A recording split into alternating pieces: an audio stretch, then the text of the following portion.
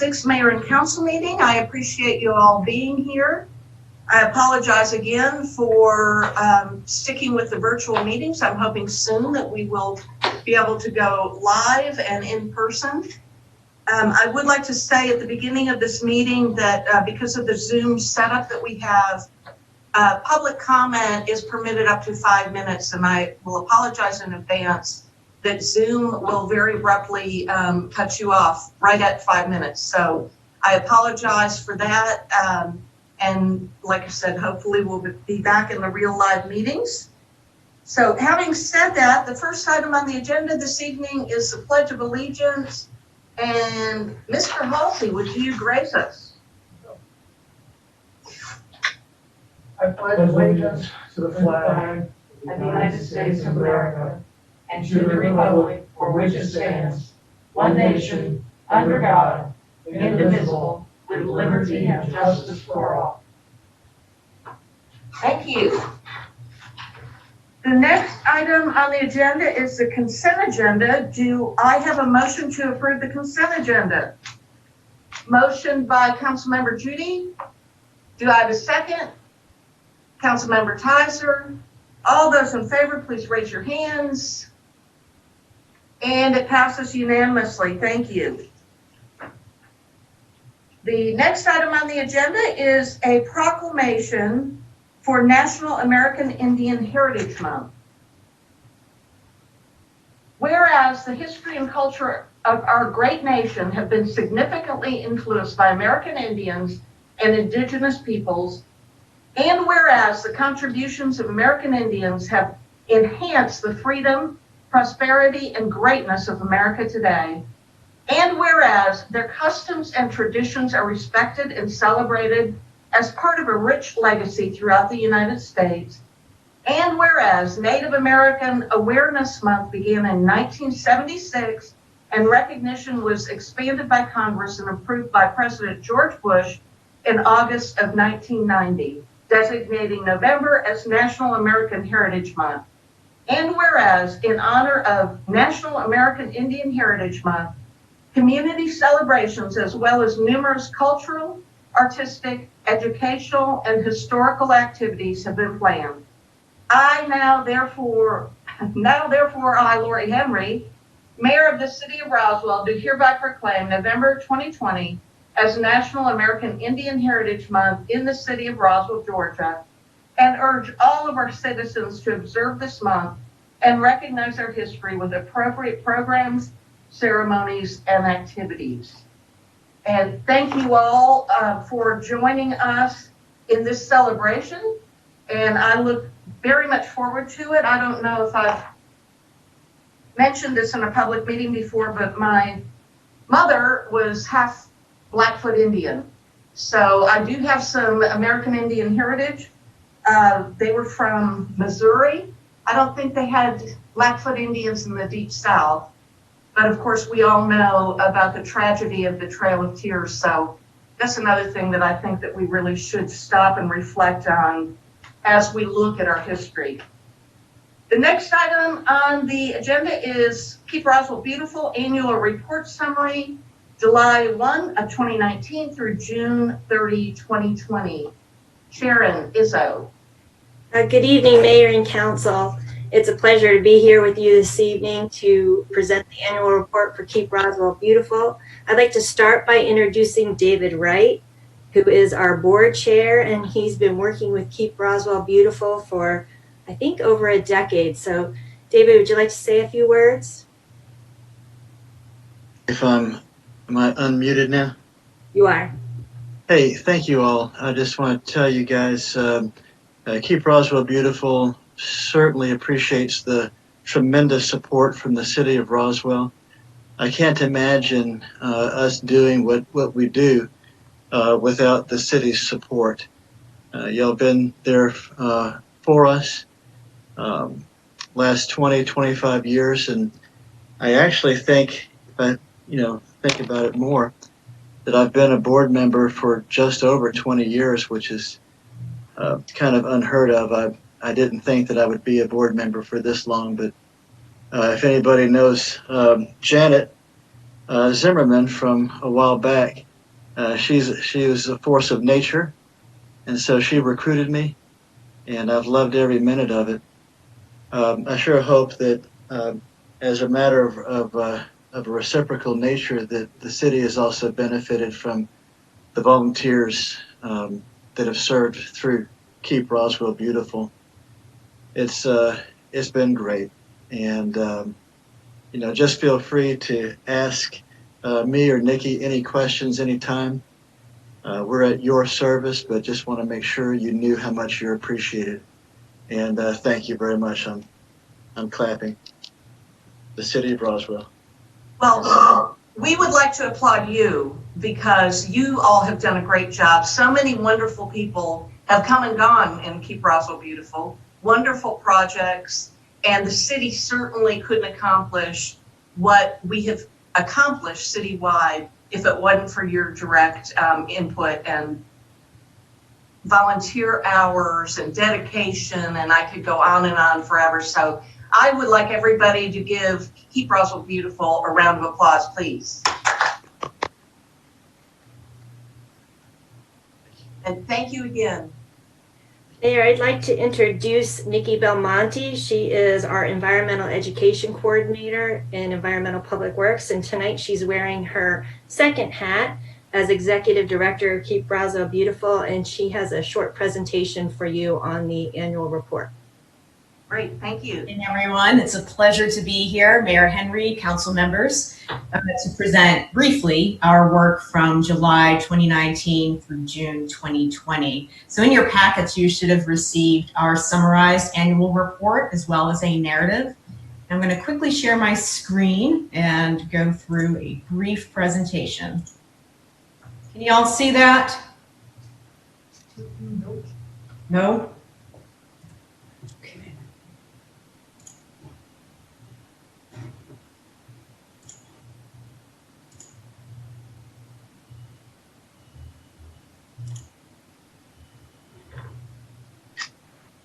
We can see it now, Nikki.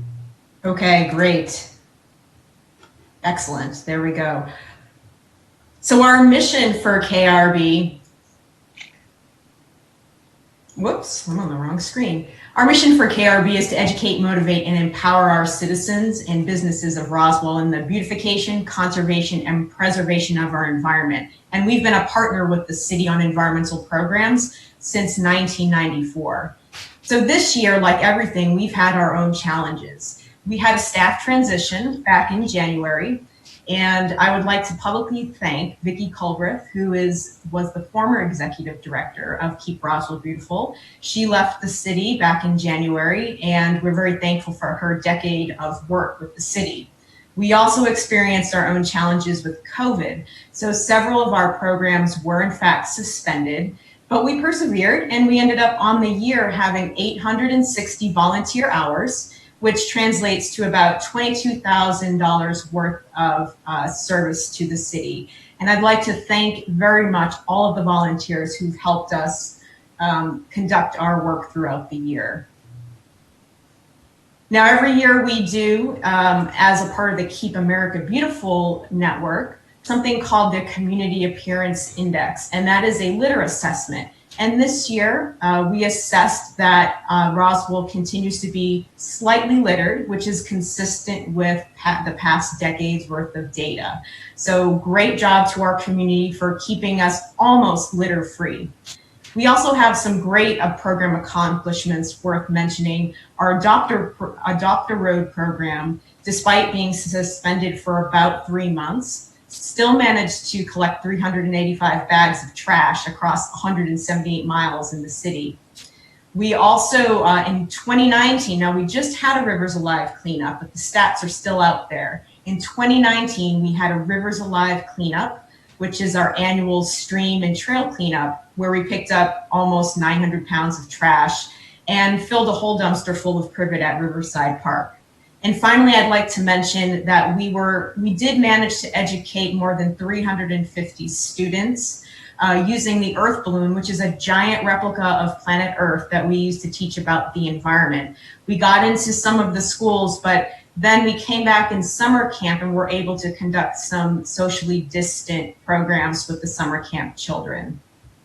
So you all have a copy of our report, but it will be available on our website soon.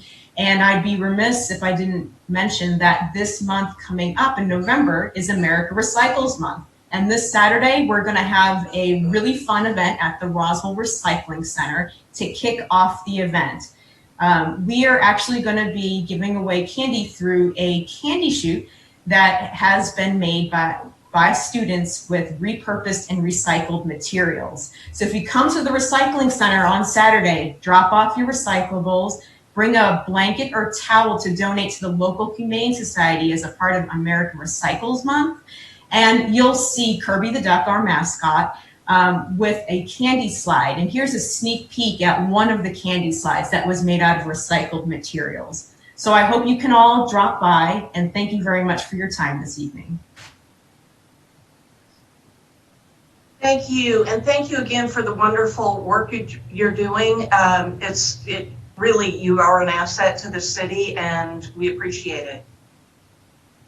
Another good news story is with our transportation department, a recognition of the city's Roswell Bicycle Pedestrian Master Plan winning an award from the Georgia Planning Association. So it looks like Mr. Cox is here to present that. I believe, Mohammed, are you on the line? I didn't know if you wanted to say any words. Yes, thank you, Mayor. Good evening, everyone. So I'll have Mr. David Cox, our planning manager, give us a brief on the topic.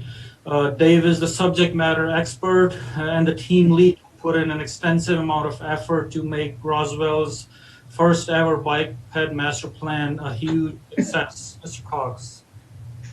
Thank you, Mohammed, and thank you to the mayor and council for this recognition. We're very proud in the transportation department that our Roswell Bicycle and Pedestrian Plan received this award. It's always good to receive recognition from your peers. In this case, it's the Georgia Planning Association. And for those of you who are unfamiliar with GPA, this is the Georgia chapter of the American Planning Association. And each and every year they recognize outstanding work. So the Outstanding Public Involvement Award is what we won. And basically what it is it recognizes an initiative where a community goes above and beyond, the standard public involvement regulations or minimum standards that are set forth by the state or local requirements. And it mainly that the involvement contributes to the final product. And we were recognized for a lot of different aspects of it. We were commended for not only our robust online survey, a stakeholder committee, our tactical field or our tactical intercept surveys that we did in the field. Many of you may recall this all occurred about 18 months ago in May and June of 2019. I'm very fortunate it occurred in 2019. It'd be a little different story this year, so I'm proud the work is behind us. But beyond the traditional public meetings, we also held the online survey, received over 500 citizen contributions. They pointed out over 900 different comments or points of interest around the city on our mapping survey, which provided a tremendous amount of input that our team could review and come up with recommendations and analyze. And also, one really key thing is we were very successful in our citizen stakeholder committee. We recruited volunteers, and we had over 10 stakeholders, citizens from Roswell, from all over the city, different parts of the city, to contribute and sat in our committee and volunteered their personal time. So I'm really appreciative of them. And lastly, the GPA recognized us for the Intercept surveys we did out in the field. This is to help capture input from citizens who typically aren't involved in city business or city activities. And it was also great because beyond going out to our parks and collecting input, we're also able to reach a section of our underserved community or underserved population by going out to various places, including transit stops and MARTA bus stops where we had Spanish-speaking personnel be able to communicate with citizens and capture their input. So the amount of contributions we had from our community were tremendous. So the transportation department's very proud of this recognition from GPA. I just want to thank Pond & Company, our consultant firm. Eric Lusher is their principal planner. Eric did a great job with his team. So we really appreciate their partnership. Thanks to all the transportation staff, Mohammed and Rob. Our director and deputy director, as well as our planning team, Mark Dana, also contributed greatly. And lastly, I just want to thank the mayor and council. I think I saw every single one of you at one of our events along the course of the study. So it was a great effort.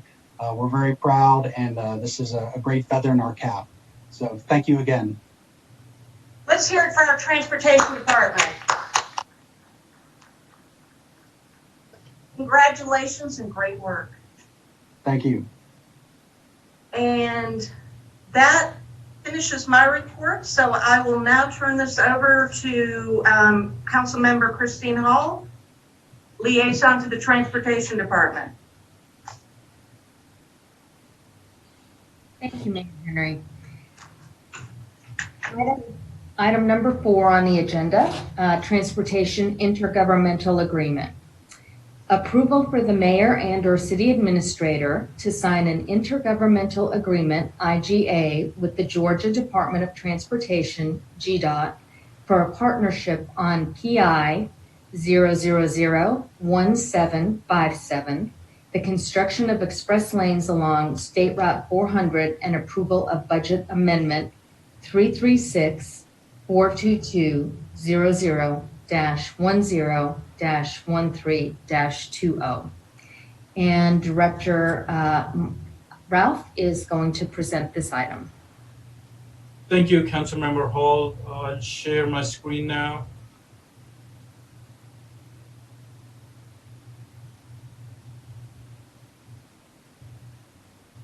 You all see the screen?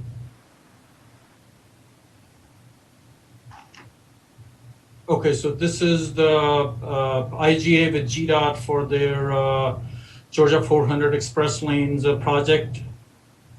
So the contents of this IGA, I just wanted to very clearly state what's included in this IGA. So we have pretty much the same items as approved by the Roswell City Council as part of a memorandum of understanding in late 2019.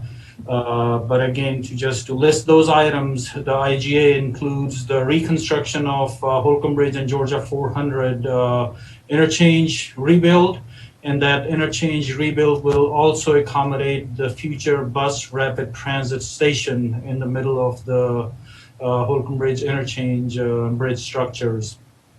The next item it includes is the express lanes interchange with local access to get across. And this is as included in the MOU about a year ago, and the conversations prior to that, it's located south of Holcomb Bridge Road. The next thing that's included in today's IGA is the bridge aesthetics for the future Holcomb Bridge interchange and the express lane interchange, and both of those aesthetics would match the Big Creek Parkway aesthetics. This is the effort within the last 12 months that we worked with the public and the city council and got the necessary approval as to what kind of aesthetics Roswell would want to see on basically all 3 future bridges in the city. And just to clarify, we're talking actually more than just the aesthetics that's part of the IGA. The details of that, the aesthetics, it's all included in your packet. But just to clarify that the express lanes interchange bridge, upon Roswell's request, in addition to the aesthetics, it also includes a trail for bicycle and pedestrian connection across 400 from the east side of 400 to the west side. And also, as you may remember from the bridge aesthetics conversations, there's a lot that could be done aesthetics-wise, but where Roswell Mayor and Council chose to spend the funds were for the absolute minimal improvements that had to be done as part of the construction. But there is a lot of future opportunities where future mayor and councils, they could fund and do further enhancements to the aesthetics if they chose to do so in the future.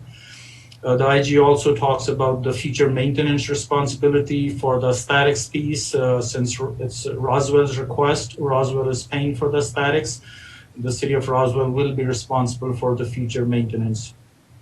The right-of-way coordination as needed. So GDOT is going to need some land from the city. It's, just the intersections and roadway, and they'll have to work within the city right away, so that coordination will happen as necessary as we move forward.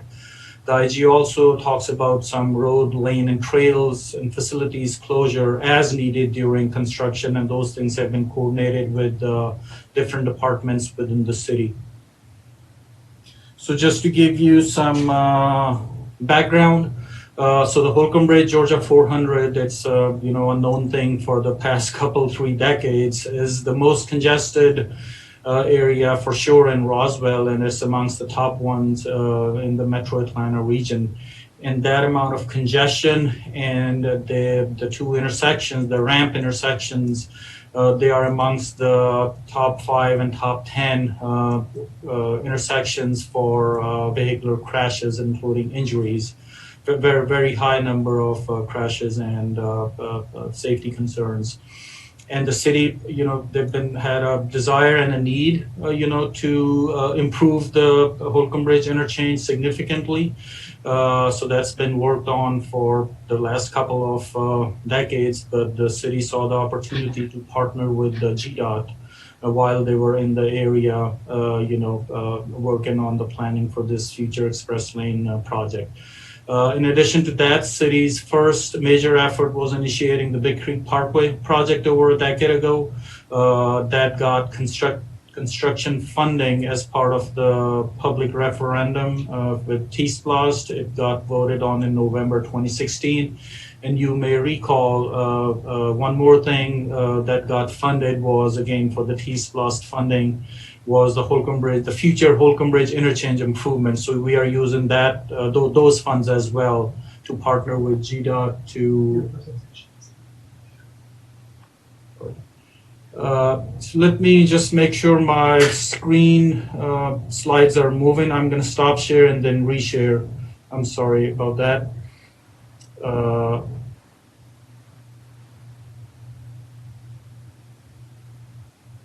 Okay, can you all see the screen that says background on the top left? I'm sorry about that. It was just mostly text, so you haven't missed much.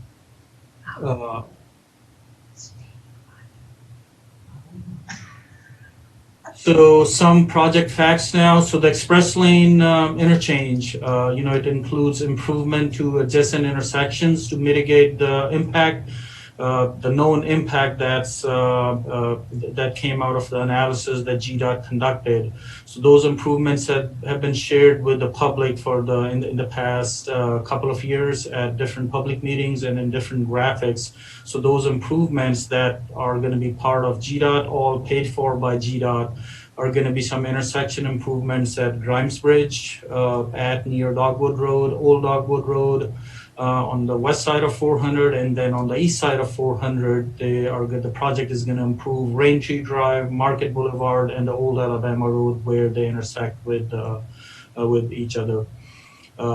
And then the express lane interchange, as from the very beginning, the concept has been shared with at council meetings and with the general public. It's a partial access interchange only. It's a south-facing interchange, so meaning that the express lanes traffic will only be able to go south or come from the south, so to and from the city of Atlanta. And there's going to be no access from this express lanes bridge to the south, like to and from Alpharetta and Forsyth County. And then the local traffic, as I mentioned earlier, including pedestrians, bicycles, and vehicles, will be able to access one side of 400 to the other without paying the toll at this express lane bridge. Some more project information. So the express lanes, they are to be operated 24/7, but obviously most people, use the express lanes only during congested hours because they got to pay toll. And generally speaking, when the general purpose lanes are flowing better, and hopefully they will flow better in the future conditions with the express lanes addition, the Holcomb Bridge interchange and the Holcomb Bridge road itself is not going to be as congested as it is today. And so most people will actually continue to choose to use the general purpose lane and access the general purpose lane, Highway 400, using the Holcomb Bridge interchange and not necessarily the express lanes bridge. So we could expect, very little, if any, additional traffic during the off-peak hours generated by the express lanes in the area. And overall, with the addition of two new bridges over Georgia 400, that's Big Creek Parkway and this express lanes bridge, and the improved Holcomb Bridge Road interchange replacement, the citizens can expect reduced congestion and improved safety and better east-west connectivity. So this is a map from a GDOT that they have used in their public meetings for the past about a couple of years. So this shows that the express lanes project along 400, it's a 16 miles long project, and it has 8 access points to get in and out of those express lanes. 4 of those 8 access points are in line, so you merge in and merge out between express lanes and general purpose lanes. But then, and those are basically the green dots that you see on the screen. And then you also see 4 additional yellow dots that are brand new interchanges along 400. And one of those one of the 4 new brand new interchanges is shown as Grimes Bridge Road here in this graphic by GDOT. So lots of opportunity north and south of Roswell to get in and out of this the express lanes traffic. And this is a City of Roswell graphic that got created again in the last couple of years as city's vision to improve the east-west connectivity and improve safety. So on the left side, you see the existing situation. You see the river at the bottom, and there's the existing connections between east and west side of Roswell. The first connection is the Riverside Road as it exists today. It goes under 400. And then you see the Holcomb Bridge interchange, which is badly congested with lots of accidents. So the proposed future, as part of this IGA and other projects, it could look like, again, the Riverside Road connection that stays as is. Then you see the yellow additional express lane access from one side to the other. Then you see a rebuild of the Holcomb Bridge interchange, and then you see city's Big Creek Parkway. That's also going to be a brand new connection from between east and west. So lots of improvement. We could expect huge improvements in the city traffic-wise for congestion and safety. So this is again GDOT's project. So on the right side, you see the Holcomb Bridge interchange with 400. This is the future concept. It's DDI, diverging diamond interchange. A couple of examples in the region are 85 and Jimmy Carter, and 85 and Pleasant Hill Drive. So they work, operationally a lot better, and they are much safer than the traditional interchanges because of much fewer conflict points. So we can expect good relief for congestion and safety improvement. Then if you look to the left of the screen, that's going south now, that's the express lane bridge. So only south facing, you could go to the south and come from the south. And then on the west side of 400, you see it connects to where the Old Dogwood and Grimes Bridge intersection is. That plus the next signal you see on the screen is the Dogwood and Grimes Bridge. So those are the improvements that the state DOT is going to make as part of their project at no cost to the city. But then one thing we want to pay attention to is, yes, it connects to Grimes Bridge Road, and then Dogwood Road coming from Riverside Road, and then Dogwood Road coming from Holcomb Bridge, and Old Dogwood Road. So there's 4 different roads that the public could use to access these express lanes. The traffic is not concentrated on one single road. It's distributed on 4 different roads on the west side of 400. Then we go across 400, and that's where it kind of goes over the existing Raintree Drive. That's like a private drive that accesses that huge apartment complex, so that becomes public. And then it connects to Market Boulevard. That's where GDOT is showing a roundabout being built. But again, the point to be note here is that, again, here access goes to Market Boulevard and then Old Alabama towards Riverside, and then also to the other side it connects to Holcomb Bridge and then to Old Alabama Road closer to Holcomb Bridge. So again, the traffic gets distributed over multiple roads on each side of 400 when they're trying to access the express lane. So that's obviously very helpful. All the traffic doesn't get concentrated on one street or on one point. So these are all the related public meetings related to this topic. Public meetings are open to public meetings. So you see 3 in red. Those are two are the public meetings by GDOT, and 1 was City of Roswell public meeting that was mainly focused on the Big Creek Parkway. But again, related to the topic because that's where the funding is, most of the funding is coming from to partner with GDOT. And then all the bullets you see in black color, these are all the City of Roswell work session, committee meetings, council meetings, all within the last 2 years, talking about the topic that you are considering tonight. So the payment obligation as agreed upon in the MOU about a year ago by the City Council. The express lane interchange construction, Roswell's obligation is $0. The express lane interchange and the adjacent intersection improvement, that's all on GDOT. The next one is the Holcomb Bridge interchange reconstruction. So the way we partnered with GDOT is the city is paying $15 million towards the reconstruction of the interchange. That's about 40% of the estimated total.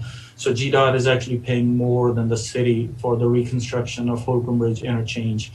And as agreed upon, this is to be paid in 7 equal annual installments by T-SPLOST funds. The next one is the Holcomb Bridge interchange and the express lane bridge, where the city's desire was to aesthetically improve the bridges and again match them to Big Creek Parkway. So we requested GDOT and they agreed to make that a part of their project. So Roswell pays for all aesthetic improvements that Roswell requested. City's total obligation is $2.52 million. And as I noted at the committee meeting a couple of weeks ago, this went up by $420,000. That's an increase from the amount that you approved based on the concept about a year ago with communication and coordination with the city's consultant and GDOT's consultant and refining some of the aesthetic specifications. The price went up a little, and GDOT also added some inflation and contingency on top of that. And GDOT is also picking up actually more than the $420,000 worth of contingency. They're picking that up. And one thing that has changed from the MOU and the committee meeting a couple of weeks ago is GDOT has now agreed to accept the aesthetics funding, the $2.52 million, also in the form of 7 equal annual installment versus a lump sum upfront payment, as was said before. So they have agreed with that. So that's also another good thing for the city. So staff is recommending approval of the IGA. There is not a lot of new information here. It's about the same as from the MOU that got approved over a year ago. And like I said, the financial impact to the city is $15 million and $2.52 million via 7 annual payments. And most of that is coming from T-SPLOST.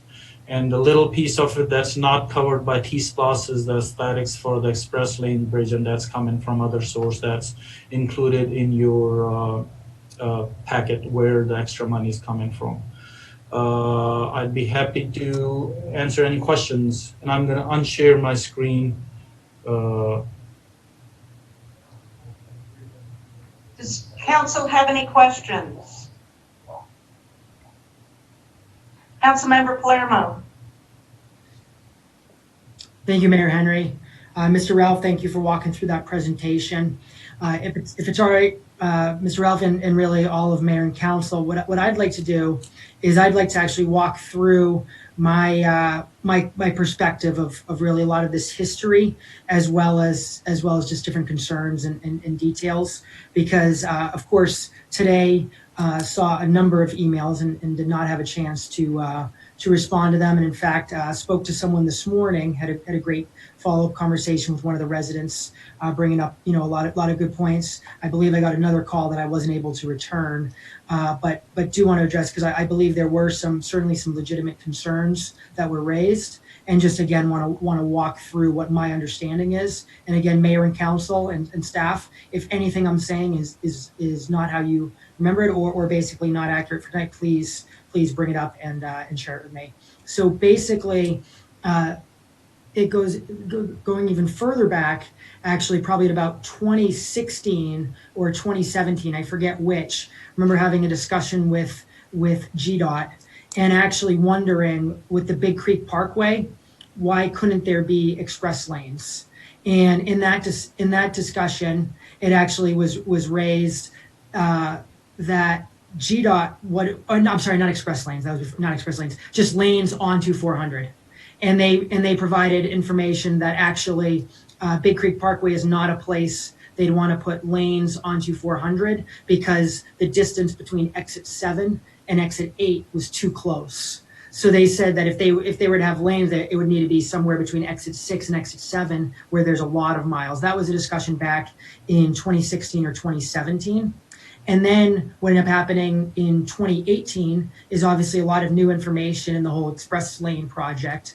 And so that's where there were meetings, I believe, with GDOT and RDOT and a council member. Nobody, I don't believe anybody that's currently serving was involved in those discussions. I could be wrong, but I don't believe any council member or mayor was involved in those discussions back in 2018. And obviously, I could be wrong on that, but nonetheless, it's my understanding that there was discussion of them looking at potential of express lanes to Big Creek Parkway, and that's where the point apparently was raised that with the T-Splost, it was basically my understanding was basically a commitment or really just statements in the public that got the residents voting in for it was going to be a local connection only. And so I remember that discussion being had, but what I don't recall was ever a specific vote or something along those lines from council, with council having the opportunity to decide exactly where a bridge would go, where it wouldn't. And so that's my understanding from a few years ago. Again, I could be off on that, but now I want to kind of really fast forward to today and where in my perception of what we're looking at. It's my understanding that over the course of the last year and really 2 years, GDOT has been really working on these basically these plans and doing the express lane south of Holcomb Bridge. And it's my understanding they notified us that it's going to connect to Grimes Bridge. And so basically that was my understanding as a GDOT initiative. And of course, as Mr. Ralph, as you showed, something where the residents of Roswell, whether through our tax dollars or T-Splost dollars, which obviously come from sales tax, not one penny of Roswell money is going towards that. It's a 100% GDOT process and GDOT project. And then so basically we have tonight the this understanding, this intergovernmental agreement that is to basically look at two things. One, are we going to move forward with the Holcomb Bridge improvements, which involves us paying that 40% up to $15 million and having GDOT paying that greater amount? And then also the express lanes regarding the aesthetics, the fact that what the bridge looks like, and we focus really on just the top for actual Roswell residents, not underneath, as well as pedestrian safety. So width of the sidewalk, pedestrian barrier, so those aspects that impact construction but were not required. And so it's my understanding that everything that's in the intergovernmental agreement is based purely on that. Do we want these aesthetics? Do we want the wider sidewalk with the safe pedestrian blockade or whatever it's officially called? And so that's where it comes down to. My understanding is tonight is not saying, do we want the bridge or anything like that? It's purely, do we want that aspect? So my concern then becomes, if we're to not move this forward, does that mean the bridge still gets built?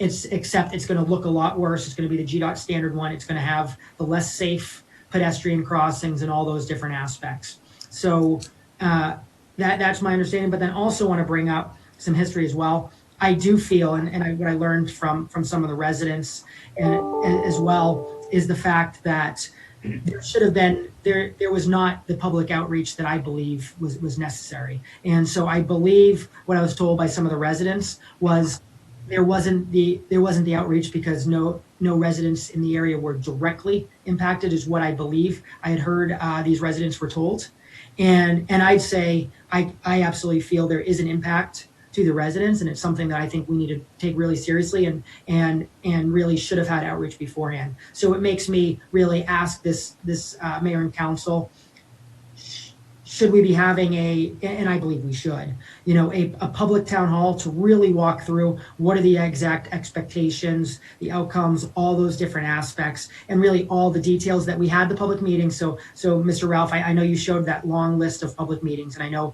it was a long list. I know they were all open to the public, and I do appreciate that. But with a lot of our public meetings, there's not the opportunity for back and forth. There's not the opportunity for residents to ask a question and get answers from staff, from their elected officials, et cetera. And that's where I feel, perhaps there could have been some additional possibilities. But I know there was the neighborhood meeting, there were some other type aspects. The bigger item that I have, given where we stand right now, is regarding mitigation that I feel needs to be required, and it needs to be something proactive, not reactive. So I feel we really need to be looking at mitigation and improvement of the area to make sure that it's benefiting those Roswell neighborhoods closest to it, not benefiting cut through traffic or anything like that, but purely benefiting the neighborhoods nearby in the Grimes Bridge area, for example. And that's something that if RDOT has the ability and the bandwidth and the expertise to do, it's something that I want to see done. If it's not, if it's something where RDOT feels it'd be more appropriate to go with just external resources, that's something I'm supportive. But these are my initial reactions to this. Is basically it comes down to, number one, just is my understanding correct that from what I understand, it's not a basis of where will it be built or will be built, and purely the aesthetics. And therefore, number two, is there a risk if we slow it down? And is there a risk if we defer it that we would potentially have GDOT still building that bridge, but without the safety and aesthetics concerns? And then again, for next steps, and I invite all of council to please weigh in on your suggestions. I don't know if others have talked to residents or got good feedback, but those are some reactions I had, because I certainly sympathize and understand where these many residents are coming from, and want to make sure we're doing a great solution that's great for Roswell residents, and certainly protecting those most impacted. So that's basically the history, as well as my current thought process where I want to share. But again, I'm certainly open to any ideas council has on how we find really the best win-win for all of our Roswell residents.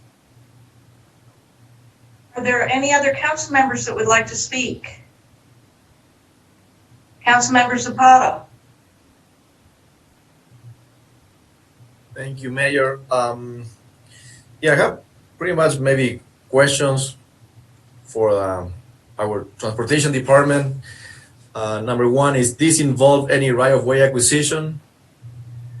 The next one is, what would be the estimated projected traffic volume in and out of the express lane? And the other one is, what are the specific infrastructure improvements on local roads? We saw in the presentation some sort of improvement there, but I would like to see more specific on the kind of infrastructure improvements in the local roads to mitigate any possible extra flow into those roads. Mr. So, Ralph. yes. Mayor, do you also want me to address Councilmember Palermo's questions and comments? Yes, please. So I'll just start from the top. So yes, the Big Creek Parkway, was explained to the general public as a local connection from one side of 400 to the other. It was very specifically included in the scope of the public involvement that it does not connect to 400. And that's one reason when GDOT came to us over 2 years ago, just sharing their desire to look into the option of connecting to Big Creek Parkway. City had a very simple answer that no, we will not be able to do that because that would be against the explanation of the project as was included in the referendum. So that was easy. They also talked about, somehow squeezing the express lane interchange between the interchange at Holcomb Bridge and the future Big Creek Parkway, so to the north side of it, but there is physically not enough room to squeeze in another interchange. Even though it's just a partial interchange, there's just not enough room.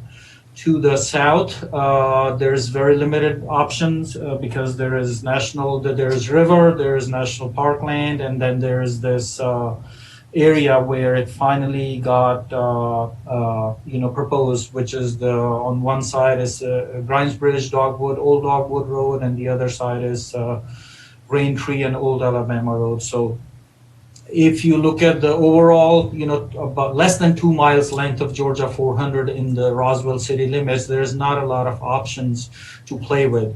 So where it's being proposed for the last couple of years is what we have on the IGA tonight. So the city has known where it was going, exactly where it was going for the past 18 to 24 months. So of course, the impacted residents. So, with the public meetings that GDOT has conducted, at least one of those public meeting was in Roswell near the project site at the Doubletree Hotel over a year ago. And, Roswell city staff was there and we made ourselves available to answer any questions. And of course, the information got put in on the city website, and then all these items, on the work session committee, city council, all that is an opportunity for the general public to provide input. The mitigation. So yes, what GDOT is including in their project is just just one intersection or two intersection along the corridor is what they're improving. That's where the known improvement, the known impact is, and that's where we must have some improvements to accommodate the existing and the future potential traffic. But beyond that, like I shared in some of the graphics and as I explained, beyond those intersections, the traffic gets distributed over 3 or 4 different streets. So the impact farther away from 400 is just not known. With everything else that's going on in the city, the Big Creek Parkway project, improved Holcomb Bridge interchange, and this additional express lane, and historic gateway project that improves a lot of traffic coming from Cobb County and giving them an easier, safer, quick access using the state roads, Highway 120 and Highway 9. That's where the regional traffic needs to stay. So that gets improved. So things are going to be a lot different in the future. So, and again, when the traffic is any additional express lane traffic, when it gets distributed in 3 or 4 different streets on both sides of 400, that's where, and with everything else that's changing, it just becomes, very hard and almost impossible to know the true impact, to know the exact impact. Say, for example, I will use the intersection of Grimes Bridge, Norcross, and Warsaw, where we built a roundabout about 10 years ago. So, the impact to that roundabout. Yes, there may be some impact, there may be some additional traffic, but there is additional capacity as well. What we do not want to do in these residential type streets and residential type areas is just go ahead with the improvements too soon, not knowing what exactly is going to be needed. So what we want to see as we go farther away from 400 on the local streets and the local intersections is know the extent of the problem, if there is a significant problem, and then come up with solutions accordingly. At this point, it is too soon to quantify the impact as you go farther away from 400 and the main corridor.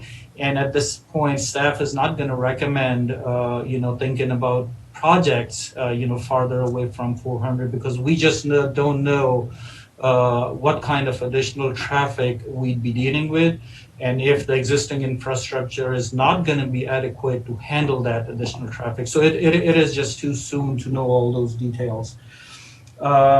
I'm going to go, I should have mentioned that before, GDOT is also on the call, and they may have, some other opinion on some of the questions that have been asked. I'm going to go into Councilmember Zapata's question. So yes, there is some language in the IGA about right-of-way. So between GDOT and Roswell DOT, we have done projects on state DOT right-of-way before, and what GDOT is saying in the language that they will coordinate the right-of-way needs with the city, only for, of course, the city-owned land. That's, the roadway and the public right-of-way, basically. If GDOT needs any private land, they'll obviously coordinate that with the private property owners. And GDOT can answer the question about the traffic volume going in and out of the express lanes. And I think Councilmember Zapata already answered the question about the specific infrastructure needs on the local roads farther away from the main corridor. But if you have any other questions, please let me know. Councilmember Hall. Thank you, Mayor Henry. I had a couple questions for Director Ralph. I also spoke with residents and heard their concerns. As far as, and I've offered to have a community meeting with residents, and I know that there was one held, I guess it was last week. So perhaps we can still continue to do that. But are there options, first of all, an intersection control evaluation? I guess that's something that may have been done or may be done in the future. And then what is the trigger of the vehicle traffic that would cause some changes to be made? Is there a volume level? How will we know that our residents and neighborhoods are protected? At what point do we know there's an issue? And then also, since this is south facing, is there an assumption as to there's going to be traffic during only a certain part of the day because people are just going in one direction and not another part of the day? And how do we look at those types of things? Yes, so I'll try and answer those questions, and I'm sure GDOT would want to add some to the second question. So on the intersection control evaluation, this is what gets done as part of the traffic studies. So like I mentioned before, GDOT has done that. They have included the intersections farther away from their corridor and the ones that are directly adjacent to the main corridor. And again, like I said, the impacts to the adjacent intersections is known with the traffic projections. So GDOT has included the mitigation, and of course with the drawing I shared, and of course we have the background detail, we can look exactly what they are proposing to do, if they're adding a traffic signal, if they're adding a traffic lane, and all those improvements would bring those intersections to a reasonably acceptable level of service. Again, they have also analyzed the intersections that are farther away, but that is where the true impact it's unknown, and it is too soon to determine because just too much is changing along the corridor in the short 2 miles of 400 in the city, and it would not be advisable to actually go ahead and start making changes at the intersections that are farther away. And for the express lane traffic, so it's a southbound access only. You can go southbound and you can come from the southbound. So generally, express lanes, obviously you have to pay toll.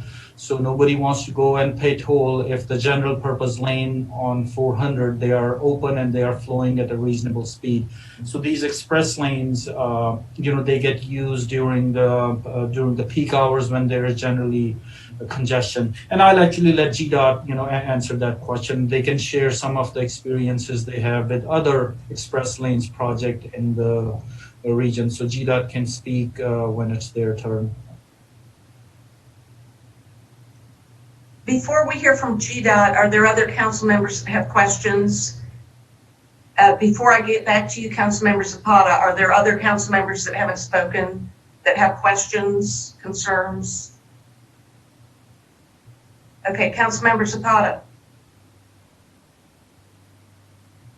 Thank you, Mayor. I have a question regarding the agreement on the second page, second to last paragraph.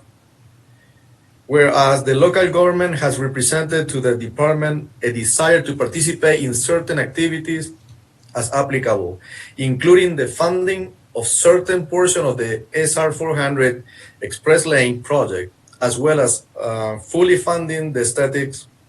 So the static, I understand this part, but which other commitment will this require from the city of Roswell with GDOT in a certain portion of the, can we be more specific or which portion we need to be responsible to pay? I would like some sort of clarification in there.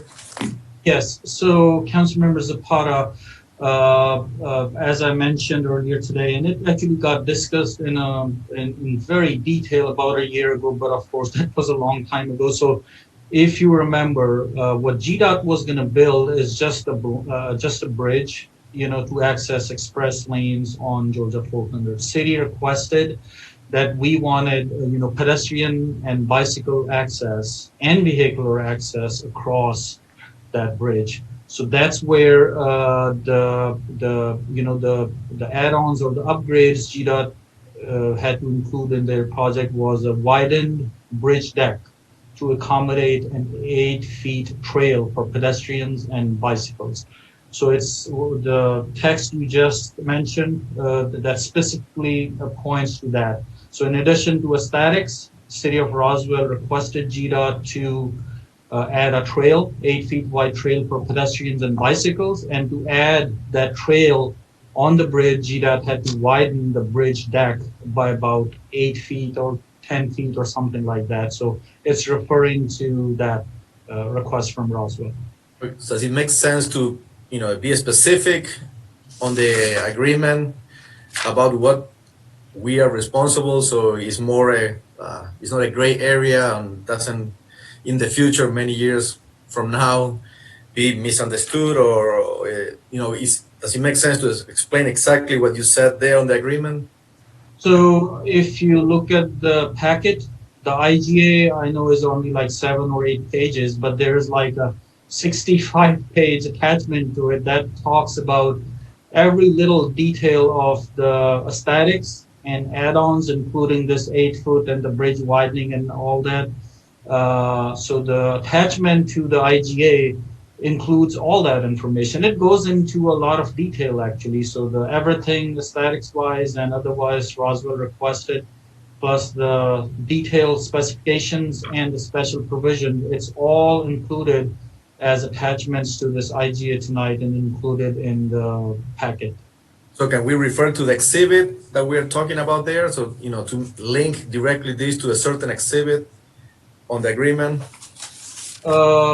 Sure we can, but the point is, Councilmember Zapata, there is so much in those attachments. If we started referring to each and everything, our IGA is going to become, it's just going to have a lot of additional text on it. So we can ask GDOT on what their opinion is. I'm just saying that at staff level, we were okay as written. I mean, after we made a bunch of comments back and forth on the IGA, we had several conversations with GDOT and their consultants, making it to a level where it's acceptable to the transportation staff, and it's been reviewed by legal and finance department as well in the city of Roswell.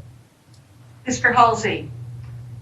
Council members, section 3.2 incorporates the things that you're talking about and gives all the specifics about what Roswell's supposed to pay for. I believe what you were concerned about in the first part was the $15 million that Roswell's responsible for as part of the Express Lanes project, and that's spelled out in the attachments, and also in the MOU that's incorporated into the IGA.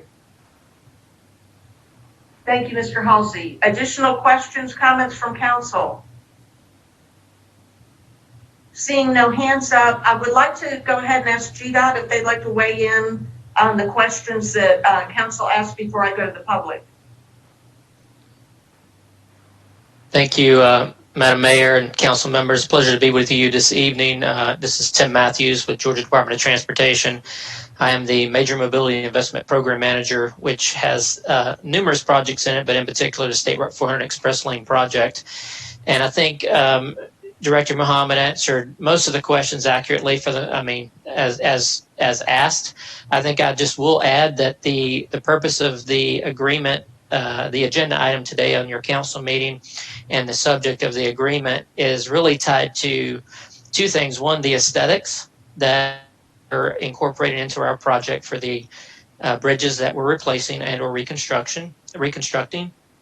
And two, the actual $15 million agreement that the city is contributing to the Holcomb Bridge reconstruction as a part of our project. So those are the two items that are in question as far as the agenda is concerned. I will say that the Express Lane Bridge itself is a GDOT scope item. It's a part of our Express Lane project. It is not a part of any desires from Roswell per se, but the aesthetics are. So that's what's in the agreement. So I want to make sure that's clear.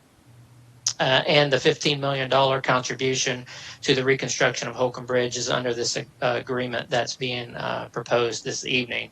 So I want to make that clear. And yes, as it relates to traffic analysis and studies, GDOT, as a part of our process, is required to look at travel demand and modeling when associated with traffic, which is why you see the improvements at the intersections that Director Muhammad displayed on your screen earlier, which we are adding several turn lanes and modifying the signal adjustments in those intersections as well. So that's what we've reported on and found that this access point is a good thing for the city of Roswell when it comes to the express lane access and our corridor, and we're proposing to move that forward. So I just wanted to make those several things clear, that the access point itself is not a part of the agreement, just the aesthetics, but the actual improvements, reconstruction of Holcomb Bridge Road is a part of this agreement, and we have committed to $35 million to this project, whereas Roswell is committed to $15 million as outlined in the agreement. Thank you, Mr. Matthews. Additional questions from council before I go to the public? Okay, so let me just remind everyone, number one, if you would, anyone that has signed up to speak on this topic, please click your button that says raise your hands and we'll call you in order of that. Also, when you come on, you've got 5 minutes, and as I said earlier, I apologize if the Zoom cuts you off. We will have RDOT and GDOT taking notes on any questions that you all raised and ask them to respond to those after we hear from everybody in the public. Also, if I didn't mention it, please make sure when you are called on to give your name and address before you speak. So let me see who we've got first. Derek Wood.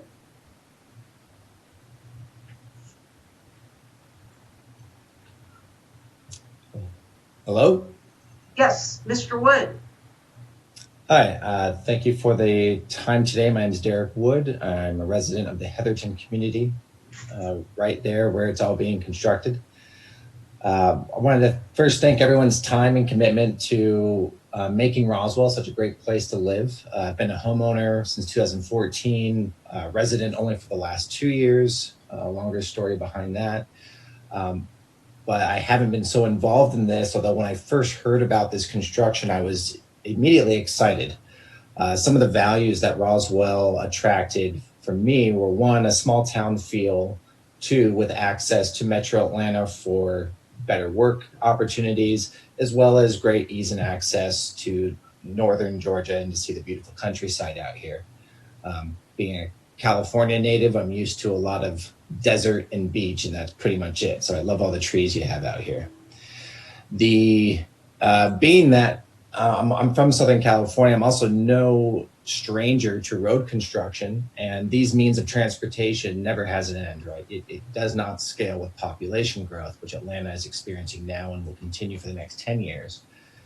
My main concern with this project are the 4 roads that are distributing the load onto this access lane by Stepping Stones Academy are all, 1-lane roads. There's on Grimes Bridge Road alone, just up until Oxbow, there are 2 schools, both of which have traffic officers that put out cones and stop traffic manually because the traffic gets so congested in those areas that you can't make it through. And if anyone's driven that road like I do every day, twice a day to downtown Canton Street to drop off my son at the school, those roads get so congested, pre-COVID, of course, one of the silver linings of COVID has been the reduced traffic, is it can take me as much as 30 to 40 minutes to drive that 2-mile stretch. It gets very congested back there. One of the big trends of why people buy is walkability, and I'll limit that to just saying you don't need to get in your car for everything. I'm a half-mile away from a lot of fun trails that I can't ride my bike to because those bike lanes are really not bike lanes, and I appreciate GPA's activity in making this even better. But any bike or any cyclist along Dogwood or Grimes Bridge Road grabs that side of the street to a halt because you cannot safely pass a cyclist. So there's the congestion part, which, at first I was excited about a new access line. I didn't know where it was going, but I thought, great, mobility is a key factor in public policy and development and the value of an area. So having better mobility is a good thing. It just seems that as the details came out, the benefit may be for the state and the 400 connector overall, but that it may actually reduce the quality of life and accessibility for this part of Roswell, specifically for my family and my neighbors being right in Heatherton, which is right across from Stepping Stones and where this is going to be built. I did like the council member Zapata's question about, I haven't seen the numbers. Obviously, there are revenue projections with a toll road. How many people do you think are going to be paying for access to this? And that's going to be a part of the calculus. But the addition was, I'm looking forward to the improvements like the Highway 9 improvement, where property value in Roswell will continue to rise, and not just because of a housing shortage, but because we're upholding the values that make Roswell a great place to live. Right now, I feel like we're being carried by the value there. The value of this whole project may benefit 400, which benefits the state and the county, but at the cost of the constituents of Roswell. Thank you, sir.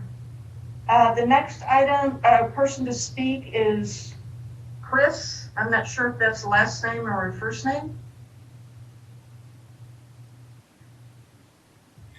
Oh, hello, can you hear me? Yes. This is Chris Watford. I'm a resident of Shadowbrook subdivision, 205 Shadowbrook Drive, right off of Grimes Bridge. Thanks for having this meeting tonight, public comment. We've lived here, I guess, since 2008. I feel the same way as the previous commenter. We like this area. I've been was pretty involved with keeping track of the discussions with regards to Holcomb Bridge Road and the Big Creek Greenway project. I did go to the GDOT meeting at the hotel. I can tell you that I have no recollection whatsoever of there being any talk about this Grimes Bridge express lane access. Well, when Mr. Ralph showed his slides earlier, it sort of illustrated the point that I'm not really sure when all of these meetings occurred. I know some were planning meetings that weren't open to the public. He had a list of meetings. I'd like to know when this Grimes Bridge interchange sort of got tossed into the mix, because it wasn't there before. And even on Mr. Ralph's slide he showed of the diagram, it was sort of vaguely talked about as being south of Holcomb Bridge Road. Even his slide didn't say Grimes Bridge. It just said south of Holcomb Bridge Road. I don't think that this project has been vetted by the residents here. We drive this road every day. No one's seen any signs. It's one thing to say everybody, heard about the Big Creek Greenway and the Holcomb Bridge improvements. That's a separate issue. This Grimes Bridge thing has caught everybody off guard. It's the wrong project for this road. And I don't think mayor and council, I guess, I shouldn't say mayor and council. I'll just say that there's some lack of candor with regards to discussing this project. And this is a residential street. This is not a commercial corridor. And the diagram that was shown earlier with all of these sort of roads feeding into that intersection, they're going to funnel down. You got schools. And I feel like this might be a project that GDOT wants to help with 400. And it might be a project that someone who lives in East Cobb may want. And it might be a project that someone who lives in Cherokee County might want. But if I live in East Cobb and I'm coming up 400, I am absolutely going to take this exit to Grimes Bridge Road and come down Grimes Bridge and go over to East Cobb that way. It's going to be a disaster. And I just think, I'm not sure exactly what this vote is on tonight. I'm a little bit unclear if it's just sort of for the aesthetic portion or the Holcomb Bridge portion, or if it's an all or nothing thing. But I certainly feel like doing the Big Creek Greenway and doing the Holcomb Bridge improvements first, and then stopping and taking a wait and see approach. I do not think that this Grimes Bridge interchange needs to happen at all, but I sure as heck think that it doesn't need to happen right now. Thank you so much for allowing me to speak. Thank you, Mr. Watford. Next up is Karen Kaplan. Hi, everybody. Good evening. Thanks for the opportunity to meet tonight and talk about this project and what it really means to real people in Roswell.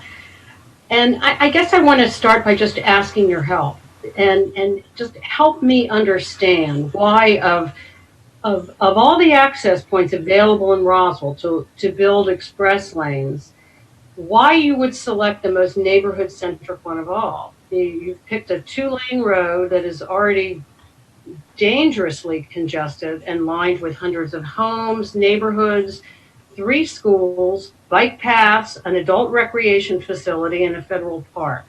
Of all the access points available to you, our leaders here in Roswell, you have picked one that will literally butt against the playground of a 300-child preschool.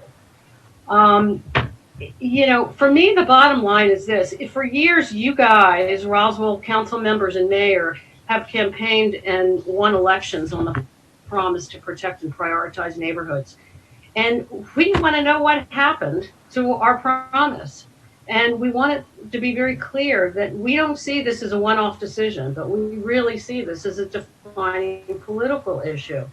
There has been very little communication to us who live the hundreds of homes along this road about what's been planned here. It's always been called a site south of Holcomb Bridge Road. It's only been just recently that the site is called Grimes Bridge Road. We had no idea that this was going on. And yes, you had a nice meeting up at the Doubletree Hotel, but the reality is there were no signs, because we live in a very activist area here. And believe me, we would have been there and we would have been asking questions. GDOT to tell us how many signs were put up along the roadway here. And we're still waiting for that response. But I can tell you that none of our neighbors in any of the many neighborhoods, both the west side of 400 and the east side of 400, had any other. Grimesbridge Road was the site that Roswell had selected for these access roads. I also want to add that as a group, we're really part of a growing coalition of Roswell residents who are gathering in groups right now, signing petitions, meeting with elected officials, talking to media to voice our opposition to the proposed Grimesbridge Road express lane access overpass. We've spent untold hours digging through websites, watching city council meetings to see what you guys have talked about and when. And the only data that we can find that's been any studies that have been done to look at the increased traffic potential of this decision has been done by GDOT. We haven't seen anything from Roswell. But that study, and some of my other neighbors will get into this in a little more detail, but those studies show that the express lanes off Grimesbridge Road will generate a dramatic increase in traffic and congestion. And it shows that there will be twice as many accidents at the corner of Grimesbridge Road and Dogwood, directly in front of the Swiss school. So you can't get out of your neighborhood during rush hour right now if you live on Grimesbridge Road. It's completely backed up, and soon it'll be backed up to the roundabout. I guess eventually it'll just be backed up to the light at Grimesbridge and Holcomb Bridge. So we really have some questions about why this decision was made, why we weren't consulted, and we want to ask you as our elected officials to delay this vote at least long enough for the citizens of Roswell to have a transparent, publicized, open public meeting, because that hasn't been afforded to us up until now. And we are collectively, as a group, very unhappy with how this has been handled by the city of Roswell and the decision at hand. So thank you. Thank you. Mr. Jim Hardy. Hi, my name is Jim Hardy. I've lived at 130 Shadowbrook Drive, Roswell for 36 years. Mayor and City Council, thanks for the opportunity to speak. I believe the current plan to funnel the vast majority of express lane bound traffic from all of Roswell and large portions of Cobb and Cherokee counties onto two-lane Roswell neighborhood roads is unwise and is a traffic disaster waiting to happen. On the west side, a huge number of drivers will be directed by signage and GPS to use Grimesbridge Road to access SR 400 express lanes, fed by Oxbow, Norcross, Holcomb Bridge, and Dogwood Road. These will be former users of Mansell Road and Holcomb Bridge Road, which currently carries 77,000 cars a day. Holcomb Bridge and Mansell roads are not viable express lane options, since the closest merge access to the express lanes is 4 miles south of Holcomb Bridge and 5.3 miles south of Mansell. The merge point is 1 mile south of North Ridge Road and is only 1.8 miles from the end of the express lanes. Since the express lanes access to the north is Haynesbridge Road and the next to the south is North Ridge, traffic will flood into Grimesbridge Road from the west to the northwest and the northeast.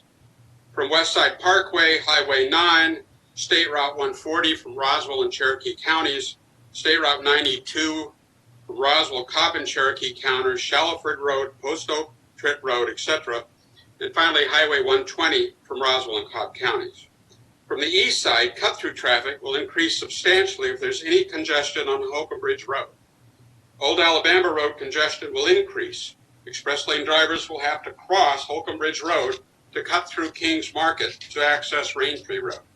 Martin Road will see traffic going past Esther Jackson Elementary to access Riverside, Dogwood, and ultimately Grimesbridge Road, and drivers will use Eves Road to access Riverside, Dogwood, and Grimesbridge Road. If this plan is implemented, the GDOT goal of predictable, consistent commute times will not be realized because Grimesbridge Road, Old Alabama, Eves Road, etc. will be more congested than they were currently. When we've asked GDOT and RDOT about the wisdom of this plan, we've heard a circular logic. GDOT's own studies predict that numerous intersections in the Holcomb Bridge Road, Dogbridge Road, Grimesbridge Road, Old Alabama areas would deteriorate into an undesirable condition, that's a quote, that the Express Lane project is implemented as planned. Intersections on those areas would provide a level of service of F, the worst possible score, with worsening traffic delay timings. GDOT's answer, and this is paraphrased, that these are just models and that to a professional, they just signal that we should watch them over time after the plan is implemented and see if any mitigation is required. So we should believe their models when it comes to reducing traffic on Holcomb Bridge Road and Georgia 400, but we should not be worried when the same models say that the intersections and feeder roads surrounding that intersection will experience more traffic, more delays, worse congestion than we currently experience. When we ask RDOT regarding their forecast on affected neighborhood road congestion, they reply, like they did here tonight, well, other than intersections that are close to Georgia 400, there's really no way to accurately forecast traffic volumes since there are so many options for drivers to take. But somehow they are sure that a two-lane road like Grimesbridge Road can handle twice as many cars as it currently carries. Somehow they're also sure that it will not see the traffic level increase when Grimesbridge Road is used as a primary access point to the express lanes. How is RDOT so sure that Grimesbridge Road will not be inundated with traffic if they don't believe their models can accurately forecast traffic volumes? RDOT's answer, for what do you do if this wait-and-see approach causes unexpected traffic? We will consider those mitigations that are applicable at the time. So both RDOT and GDOT's answers are essentially the same. Fix it later if it breaks. But by that time, it will be too late for our neighborhoods. The access bridge will be built and the die will be cast. Too many Roswell citizens do not know this is happening. This is too important to all of Roswell to wait and see. I strongly request that you delay this vote. Give the citizens of Roswell an open public meeting and a public information open house to understand the options available to them. Remember, in Roswell, we believe in neighborhoods first. Thank you. Thank you, sir. Next up, Dominique Williams. Hello, can you hear me? Yes. Hello, my name is Dominique Williams and I live at 350 Vickery Circle. So it's in the Vickery Circle neighborhood right off Grimes Bridge. I want to thank you for the opportunity to speak here. And then I also want to thank our Vickery Creek HOA for informing us about this, as we had not received any information about this. Also appreciate all the research that they have done. I am not as educated on all the history as some of the people who spoke before me, but what I can say is, as a working mom, my husband and I work, we have our kids, we take them to school, we have practice, we run around and trying to keep up with what's happening locally in our area and concerned about what happens within our neighborhood and the adjoining areas. We try to pay attention to what's going on. We hadn't seen anything in relation to this because we think, is number one, it's a terrible idea. However, let me correct that for a moment. I think that the idea for updating Holcomb Bridge is a good idea. However, I think that the access point being... Thank you so much. Quiet, please. Sorry, I'm picking up some of my son's friends. The access point being off of Holcomb Bridge is a terrible idea. As mentioned before, these are two-lane roads that are already congested with two private schools as well as a daycare. And so this is not a good plan for the neighborhood. This doesn't help this area at all. It only benefits the DOT for the areas that they're trying to mitigate as a larger traffic pattern. So I would please ask that you all consider pausing and giving the residents a voice in order to be able to see this plan through and have a better plan of action for mitigating not only the greater Georgia, but also the city of Roswell. Thank you very much for your time. Thank you. Next up is Joby Titus.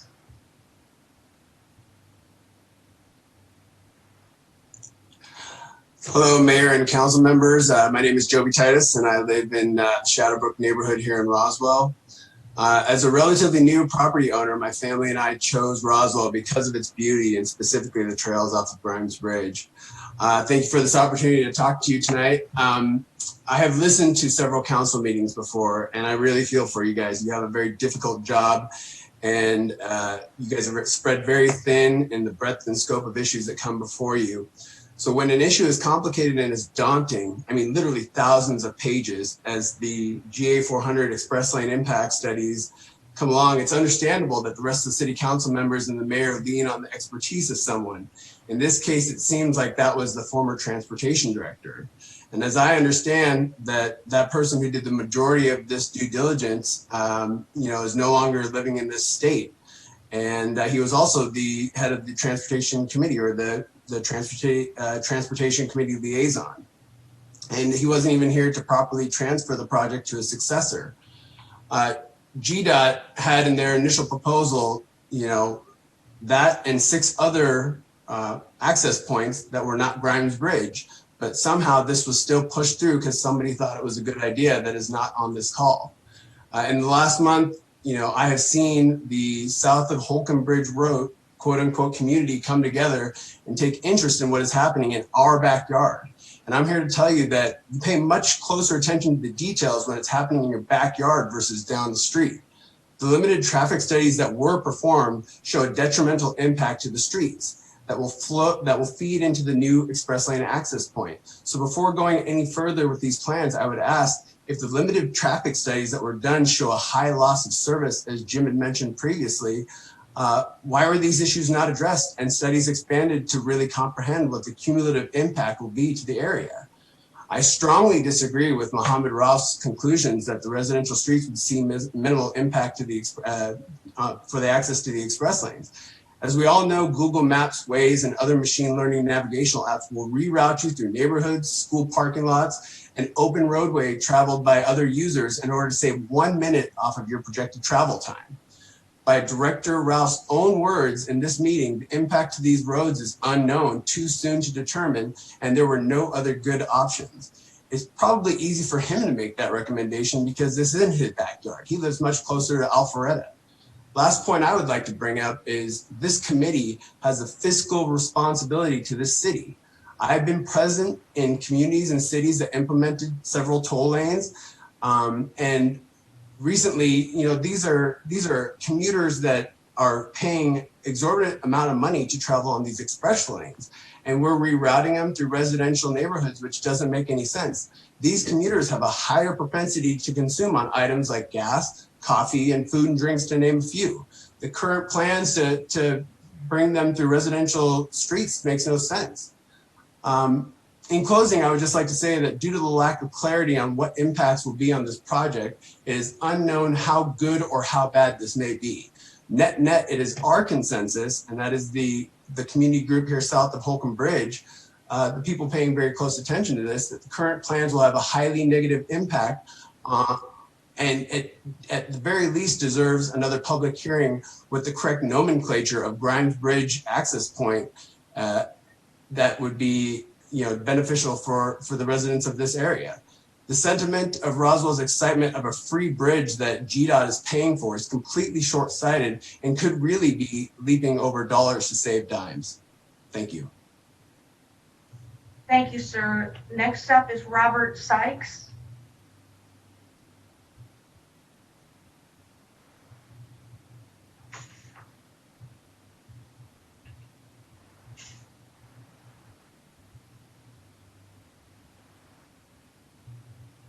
Mr. Sykes. I'm sorry, I had a hard time unmuting the mic on this, but I do want to thank the mayor and council for having this meeting, and thank those from the council that have spoken on this. I and my wife live in the Shadowbrook subdivision. My name is Robert Sykes, and we've been here since 2012. And I am really concerned about this because of the amount of traffic that we already see on Grimes Bridge, and especially the traffic that goes by the public schools. And those aren't the only schools that I think would be impacted by this project. There's also the Esther Jackson School in Martin's Landing, the River Eves on Eves Road, the Muslim school that's on Grime Bridge, close to Holcomb Bridge. All these, and then, well, there's the Swift Cottage and Stepping Stone.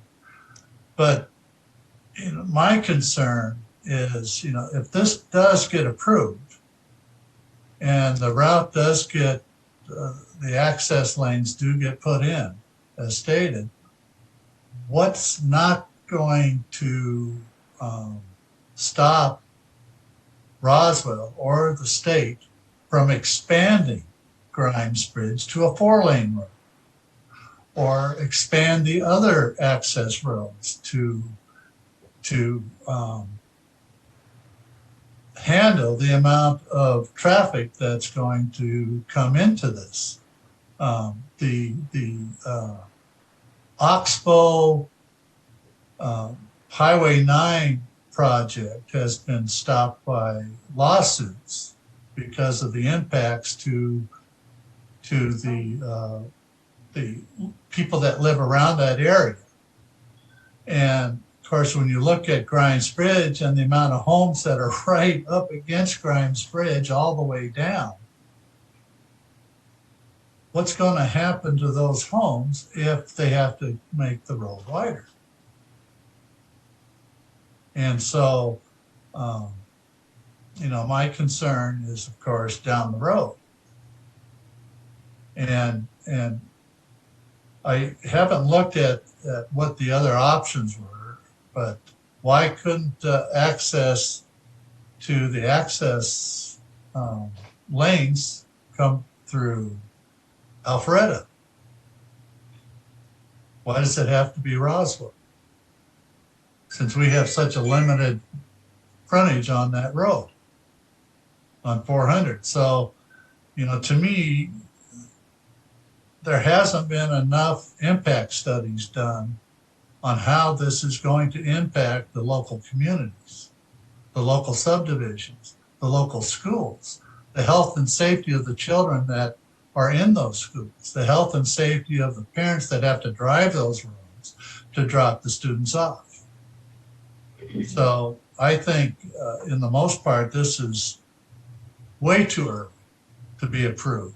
And I think more time has to be set aside for public input. And it'd be nice to see more impact studies done as to how it's going to impact the surrounding areas. And I thank you for the time. Good night. Thank you, sir. Next up is Shiva. Silva. I'm not even going to try your last name. I apologize.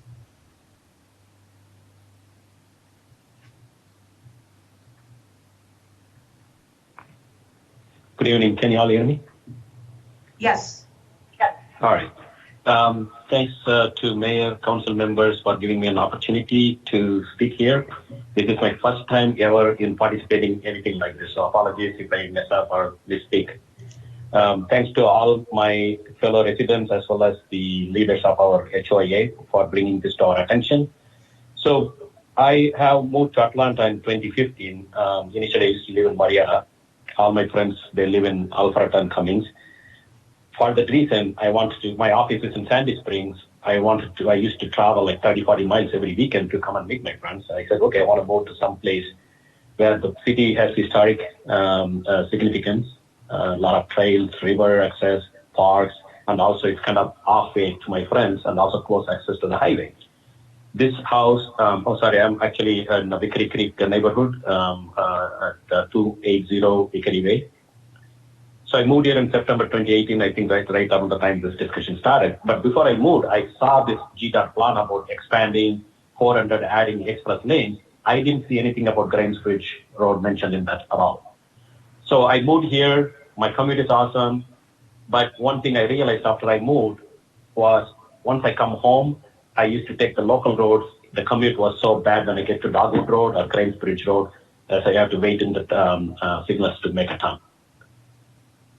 After I come to my house, I thought I'd be able to go and see my friends, but the commute time was even much longer because there are so many cars going on Grimes Bridge Road towards Holcomb Bridge Road.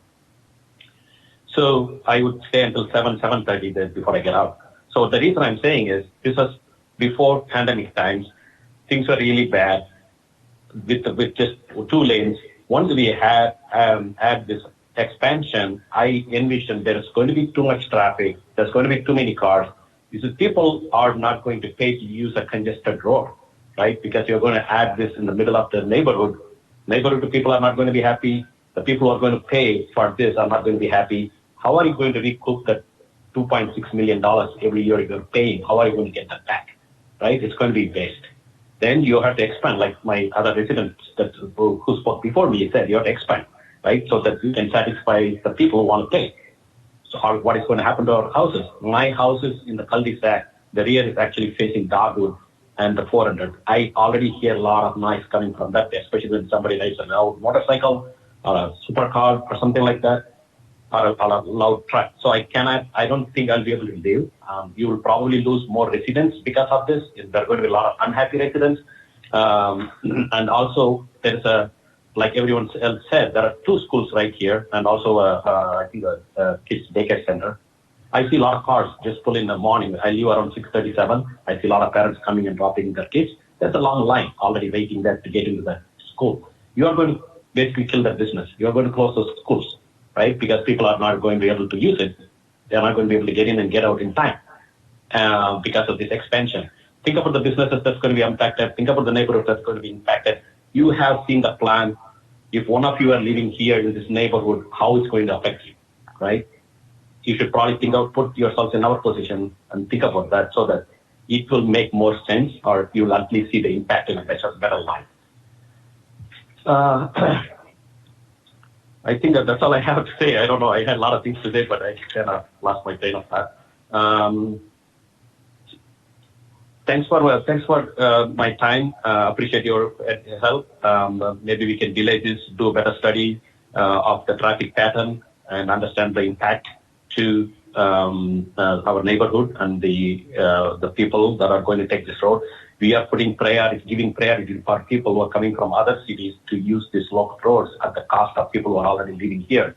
As I said, one of the reasons I moved was access to all the historic downtown, the restaurants, the park, the Vickery Creek Falls, as well as the nature center. People are not going to be able to access those in the evening when there's so much traffic, right? Thank you, sir. The next person up is Wendy Cardell.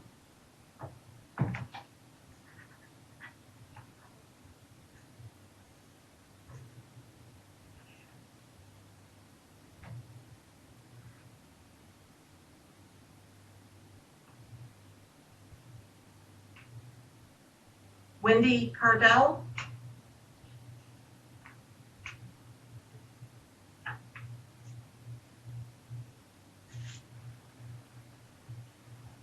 Okay, we'll go ahead and move on. Jessica Bowman. Hi, can you hear me all right? Yes. Thank you for making time to listen. I know it's getting late, and I will try to abbreviate this a bit. I just want to let you know that I am and have been a daily commuter to the Midtown area from Roswell for the last 10 years. I still have personal and firsthand experience on how much of a toll that takes on you after a while, spending an hour and a half in the car each way, sometimes on the same day. But nevertheless, as a resident of Holcomb Bridge Road myself, I do believe that the negative impacts outweigh the potential benefits that I would receive as a commuter from having this express lane access directly on Grimes Bridge Road. So I'm asking, like the others, for this vote on the IGA to be deferred until a later date, until we can have a public meeting to address this. What I have today are some statistics. I've done a lot of reading and a lot of evaluating of the engineering data and GDOT's data, and think I have a pretty good picture of what GDOT at least, is projecting the impact of this express lane direct access ramp on Grimes Bridge Road to have on our local neighborhood roads.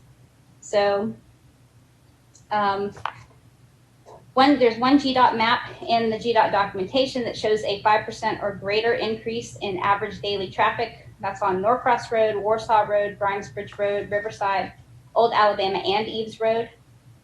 There's also GDOT data that shows a near immediate 30% increase in average daily traffic volume on Grimes Bridge Road between Oxbow Road and Dogwood Road.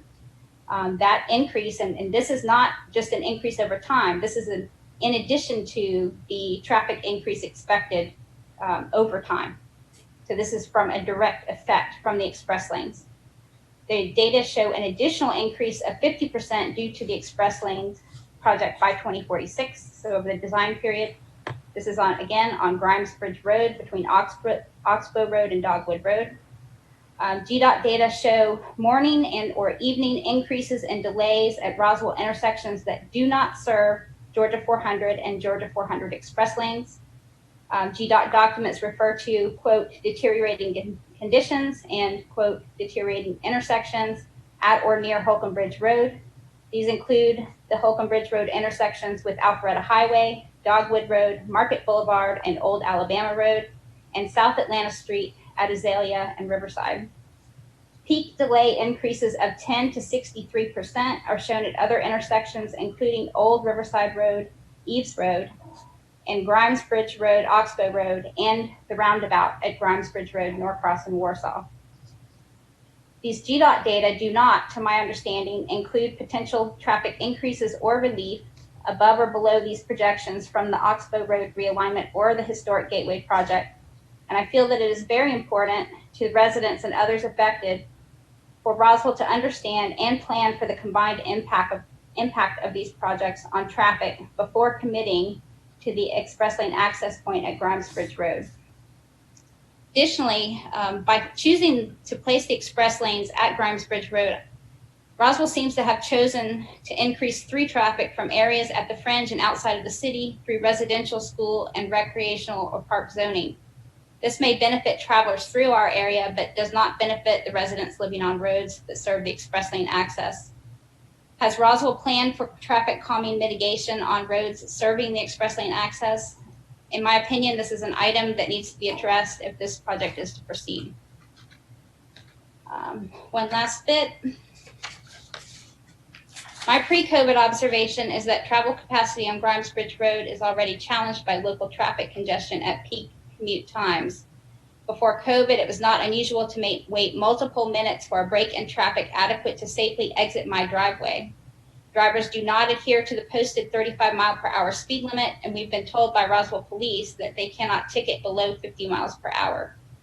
Before COVID, it was routine for morning eastbound traffic on Grimes Bridge Road to be backed up from the intersection of Dogwood and Grimes Bridge to Grimes Bridge Landing, and on occasion even to Shadowbrook Drive or Oxbow Road. This is a distance of approximately 1 mile. I feel that current traffic already presents a safety hazard for residents on Grimes Bridge Road, especially those living directly on Grimes Bridge Road.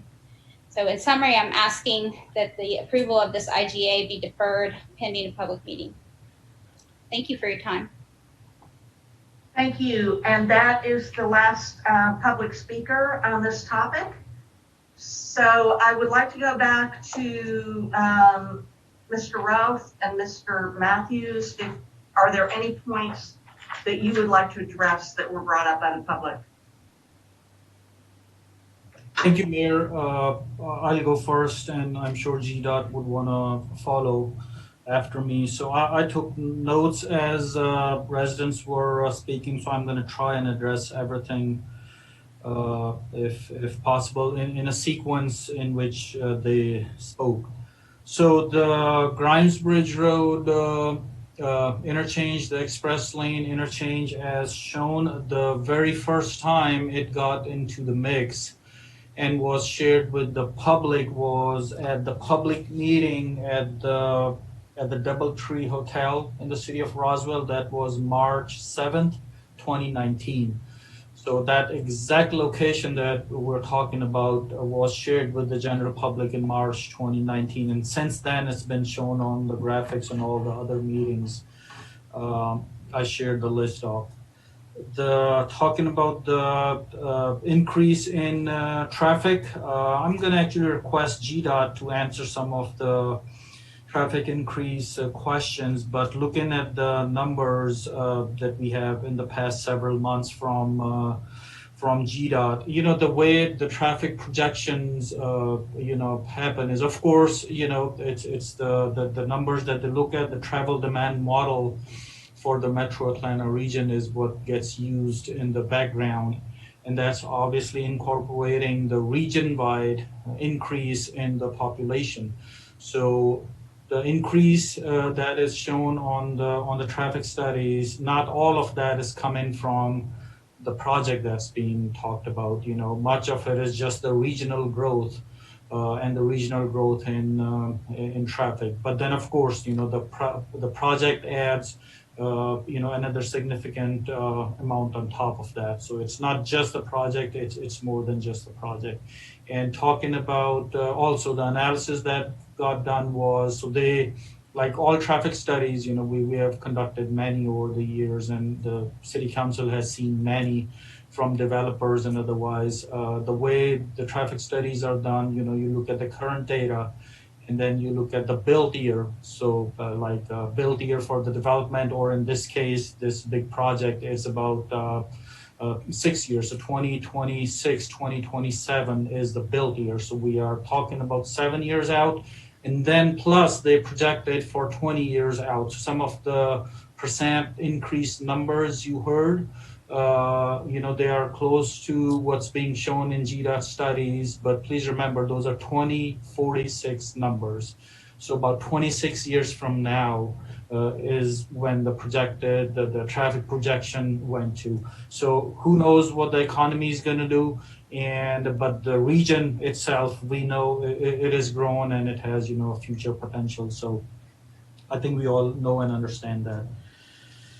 The comment about two-lane road being able to handle the additional traffic. So Grimes Ridge Road, of course, it's a collector street. It's not a local street, but it's a collector street with residences all along. So, the way residents call it, it's a residential street. That is, of course, true, like many other collector streets in the city of Roswell. Currently, it carries about 8,000 to 10,000 cars, a day in a typical 24-hour period. Typical means, pre-COVID, and like a school day, office day, a Tuesday, Wednesday, Thursday. A typical day, it's 8,000 to 10,000 cars a day. So the increases that are been mentioned, it's like about a 30% increase over the life of the project. So again, a two-lane road in the city of Roswell, I can give a few examples here. Some of the other bigger two-lane roads, the amount of cars they carry. And of course, we don't want to see Grimes Ridge Road become one of those, but there is all kinds of examples. So a two-lane road, a typical two-lane road has a lot of capacity. It can handle a lot of cars. The general number that we use is about 15,000 cars is like a reasonable number. We have some two-lane roads in the city that have more, like significantly more than that, and that's where you see a lot of congestion. But around 15,000 cars a day on a two-lane road is, considered to be generally the capacity of the roadway, if you will. And even the analysis done by GDOT, based on the travel demand model, 26 years out, doesn't show the Grimes Bridge traffic going up to that level. So I just wanted to put that out there.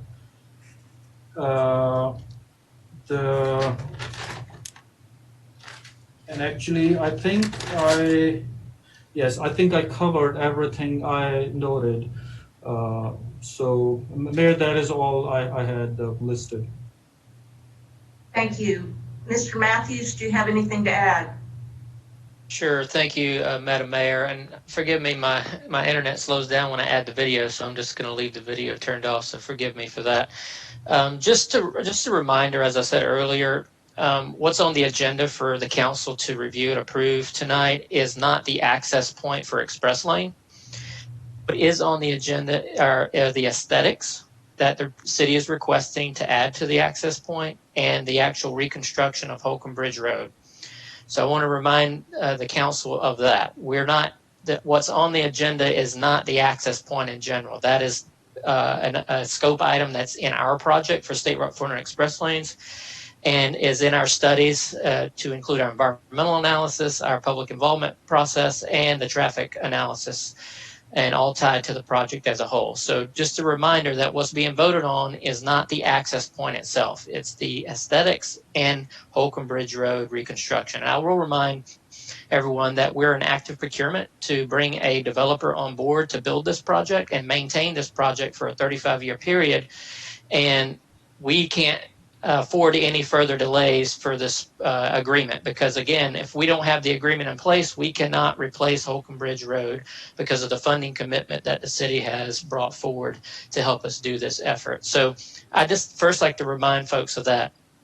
I will say that if there's any questions regarding the access point in general, we have had many public meetings. We've met with stakeholders on the corridor, including citizens at the PIOH, as we've mentioned, and the PHOH we had a month or so ago. So if there's any further questions regarding this access point in general, I would direct you to the Department of Transportation, Georgia DOT, with those questions, recognizing that we do have a draft environmental document that has been signed by FHWA, Federal Highway Administration, and the public comment period has formally closed for the PHOH that we held a month or so ago. However, we are always open to field questions from the public that they may have. So I just want to remind the council of those things. Otherwise, there's a lot of detail that can be said on this meeting with regards to traffic and all the outreach we've done. I don't feel it's prudent to go through the detail on this call, but I'm willing to entertain questions from the public moving forward directly to GDOT, myself and my team, as just like we've done in the past. So unless there's any particular questions that folks would like me to address on this call, I will leave it to that. Thank you, Mr. Matthews. Does council have any questions? Council member Zapata. Thank you, Mayor. Very, very interesting comments from all these residents who took the time today to talk to us here. I have many, many questions and concerns here of all kind of concerns. Let me start, from the last one. Thank you, Mr. Matthews, for being here tonight. You are saying that two things. It's about the aesthetics, not the access point. And if you don't have access point, then what's the point to have aesthetics? So this means that aesthetics is just a formality to move forward with the access point. So I want to clarify this so we don't get confused here. That it's just aesthetic, don't worry about it. Because after all, it's the access point what really matters here first. Aesthetics follow. That is my first point. So second, I have several. So I have a question for GDOT. Where in Georgia GDOT has a express lane going directly into local road and residential neighborhoods? Could you share with us some examples where the express lane goes straight into residential neighborhoods in Georgia? I'm very familiar with the express lane south of Atlanta on 85, and I don't see this going straight into residential, small residential areas. So I'm curious to know about it, other experience of GDOT in Georgia regarding express lanes going into direct into residential neighborhoods. So still, it's not clear how many miles radio will pull cars the express lane. I'm sure that GDOT has very clear the traffic flow expected because they invest in a lot of money and they expect to get a lot of money out of the express lane. So I'm sure somewhere is this information that needs to be shared clearly with everybody in good faith. So another, okay, this, Mr. Jim Hardy, he said, build now and try to fix it later. And that's unacceptable to have this fix, do it, and then we'll see how we figure out how to do it. No, we need to know now how we're going to do it. If we do it, how we're going to fix it right now, not in the future, and see what happens. That is not a right approach to any project in the city of Roswell, to do something and then figure out how to fix it. And I work hard to try to avoid this kind of approach or culture about building and then see how we fix it. So how is the load going to be distributed? Like Mr. Wood mentioned, he's curious to know how it's going to be distributed, the load coming in and out of the express lane. And it still is not clear. I asked some questions before, open to the public, and I still didn't get straight, clear answers. So I'm still looking for them. And then I don't know why we're mixing today on the agreement the aesthetics of Holcomb Bridge, which is much needed, and nobody have any comments or opposition, with the aesthetics of the express lanes bridge. I would like to know why we don't have two different agreements and working in a different way. So, because then if this is not get approved, this means that we're not approving the aesthetics for the Holcomb Bridge. So bundling the two bridges aesthetics, I don't believe that is the right approach. I think that they should be discussed and talked separately and approved separately. So I don't know how we're going to resolve this tonight, having bundled the two aesthetics. If anybody approve one and no approve or is not in agreement with the other one, I don't know how we're going to deal with that. But I'm looking forward to learn how to deal with this situation or possible situation that one bridge aesthetics is in agreement and the other one it is not. So those are my comments for now, Mayor. Thank you. Additional questions, comments from council? Councilmember Palermo. Thank you, Mayor Henry. So I certainly heard a lot of great points that certainly made a lot of sense to me, and a couple of things that I want to address is, because I walked through the history, my recollection in the history, et cetera. And one of the gentlemen that spoke, who also attended the meeting at the DoubleTree, had that same recollection, is that I always remember seeing the south of Holcomb Bridge and not specifically seeing the Grimes Bridge. And also there was the question that came up from one of the residents, well, what's to stop from then expanding this to 4 lanes in this residential area, and something that obviously, I think would be very concerning to most residents there. And I think that question is kind of the crux of the whole discussion. What's to stop that is that the residential roads are not GDOT roads, they're Roswell roads. And so that's something that we as a council get to control. And that's something that we get to drive, and ends up being our project. So what's to stop that from happening is what I'd say is the neighborhoods, the residents there, and the council who is absolutely obligated and better be representing you. That being said, what Mr. Matthews done, who is really describing what we have tonight and where GDOT stands on just their timing and all that the question is not should we have this bridge, should we build it here, any of those questions.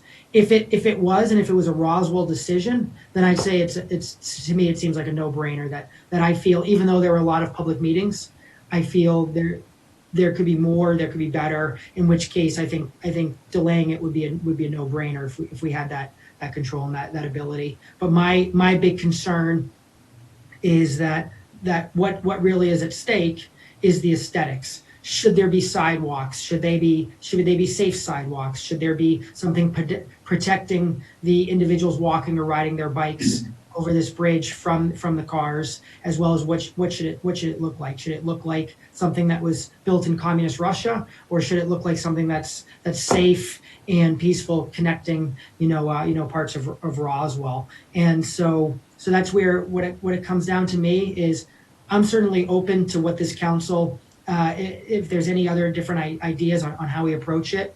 And that being said, what it seems to me is if we defer it, or heck, if we deny it, I think it could look great, like right now, tonight, like we're really helping, and probably could get a pat on the back. But then I think really what ends up happening is, again, as it was stated, this is not a Roswell project. This is part of a GDOT program that they have as one of their multiple pieces that we're not getting the opportunity to decide yay or nay or anything like that here. So I'm concerned that if we do delay it or we do vote it down, then what that's doing is it's not changing whether or not there's express lanes right here. It's just changing to make them look a lot safer, a lot less safe, a lot less walkable, et cetera. So that's kind of my initial reaction. I am curious to hear thoughts from other council members to see if there's something I'm missing, as well as staff if I've misstated anything. But that's sort of to share that perspective. Thank you. Councilmember Judy. Mike, I think you said it well on what we're voting on this evening. I think it's important we realize what we're voting on. I also think there was some good points about the roads connecting to the bridge in the future and what we could look at, possibly bike lanes and trails and all those different things to make it more pedestrian friendly, bike friendly, and possibly, it would make a benefit for all those folks living around this. But voting tonight on the Holcomb Bridge aesthetics and bridge and the aesthetics on this bridge, we have to make sure GDOT is going to do this bridge, that we get the best bridge possible. So I am in agreement with that. Additional comments from council? Yes, Councilmember Wilsey.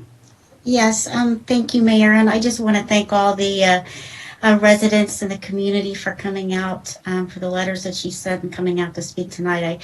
I understand your concerns. I mean, I know what traffic is like on Grimes Bridge. I know what it's like on Holcomb Bridge. One of the things that we're charged with as council, that we hear about all the time is reducing traffic congestion and improving connectivity across the east and west access, and just improving flow of the traffic throughout the city. Again, GDOT has come to us with this project.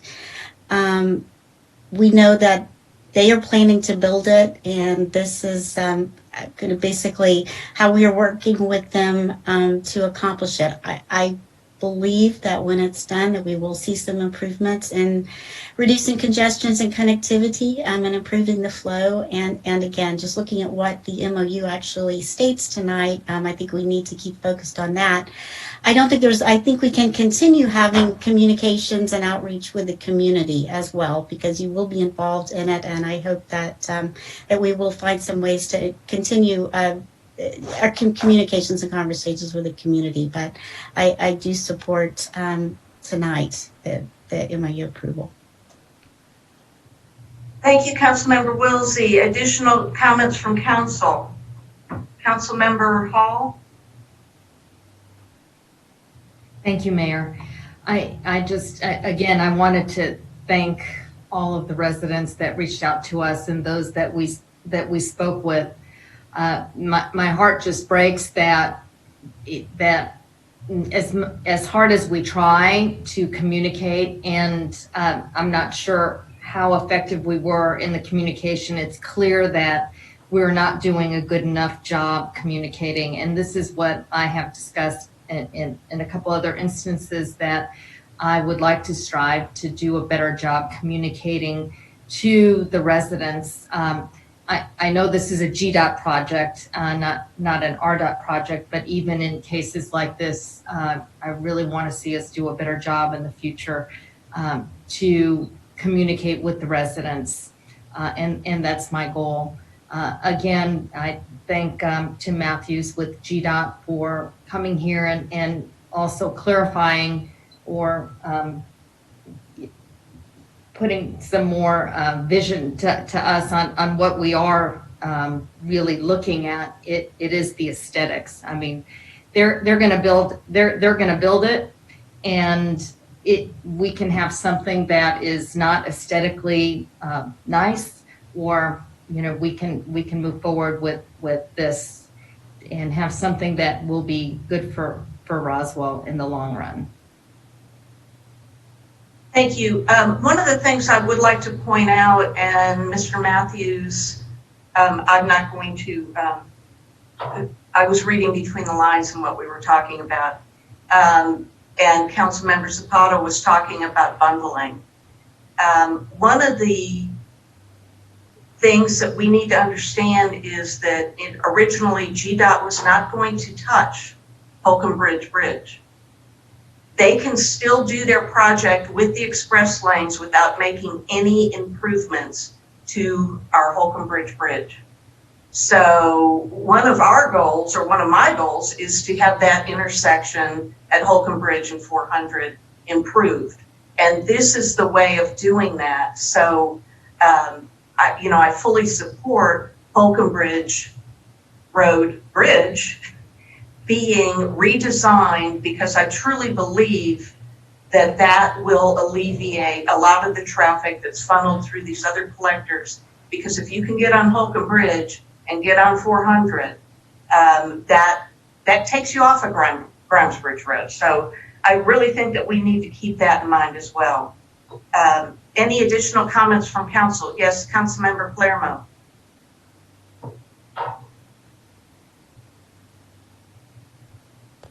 Thank you, Mayor Henry.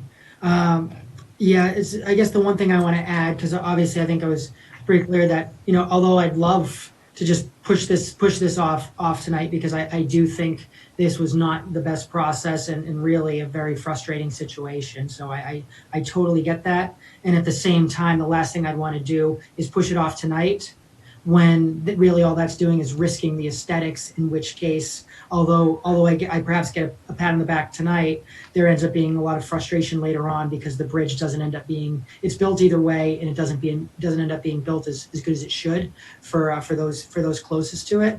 But I want to get back to just the impact and all that. We talked about just the residents' concern that is this going to lead to the widening roads, and again, that's a Roswell choice, not GDOT, and other aspects of just a lot of residents having their very legitimate issues with congestion, with having trouble getting out of their neighborhood or things like that. So I really, even though tonight's is purely on the aesthetics, which I know council with a lot of different input and a lot of different ways was discussing on how to really make it the best possible. But one thing that has not been done is really having that open discussion with the public on what are the current challenges with the congestion and opportunities to improve it, as well as some things to potentially predict. And I understand Mr. Ralph's point that we can't know everything and what the full impact will be, but there's got to be some things that can be forecasted and seen. Some maybe a light at this certain neighborhood or that neighborhood, or maybe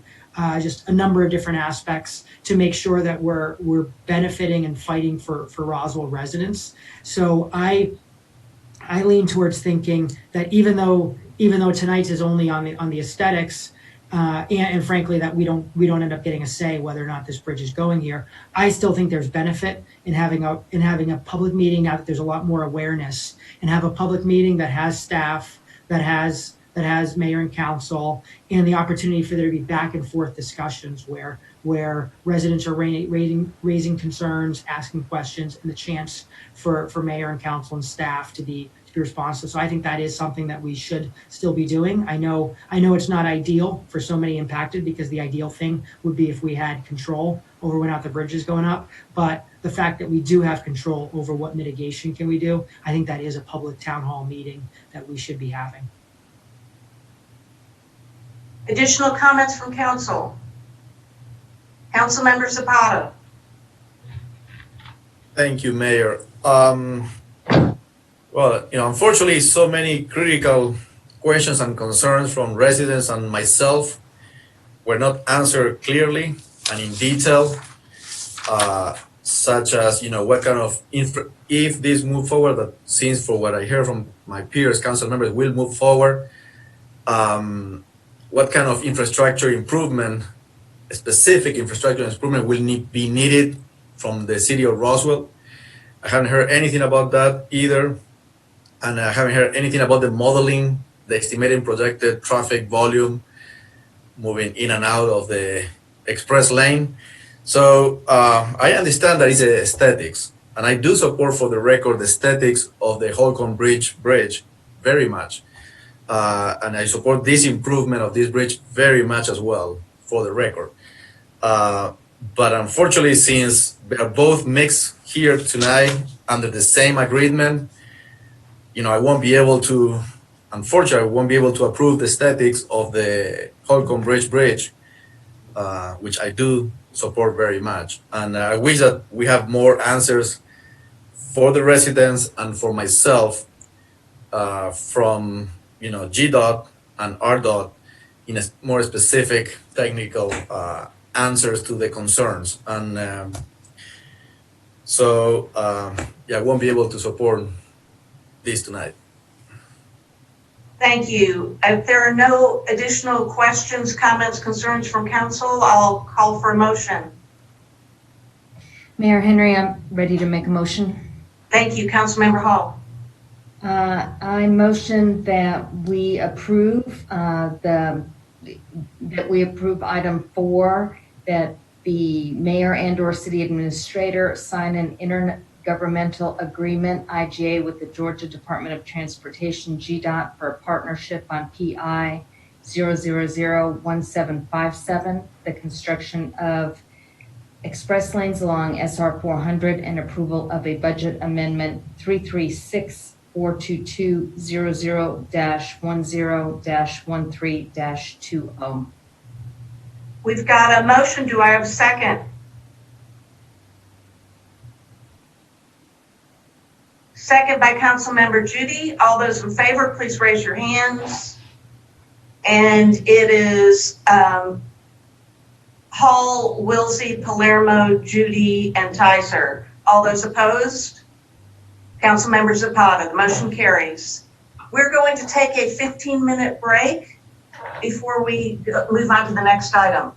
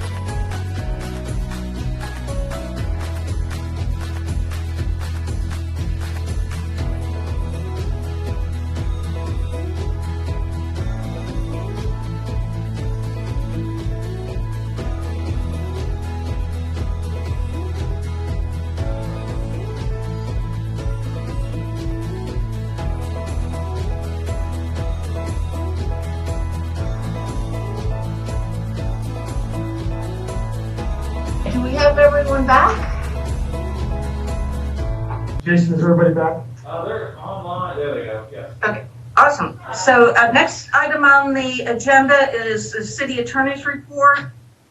Mr. Halsey. This is the approval of the 7th Amendment to the current lease agreement between the City of Roswell and New Singular Wireless regarding an extension of the lease term at the 9870 Hightower Road water tank owned by the city. The original agreement has been in place for many years, and it's renegotiated from time to time, and we're getting a sizable increase in rent, and that's the reason for the 7th Amendment, and the term would go for another 5 years. We have provisos in the original agreement which remains in place for automatic increases each year, and we recommend approval. Does council have any questions, comments? There's no one in the public that would like to speak. Do I have a motion? Motion to approve. Motion by Councilmember Judy. Do I have a second? Second by Councilmember Tizer. All those in favor, please raise your hands. And it passes unanimously. Thank you. The next item, and I will remind everyone that we did remove the recommendation for closure from the agenda. So the next item was an item requested by Councilmember Zapata.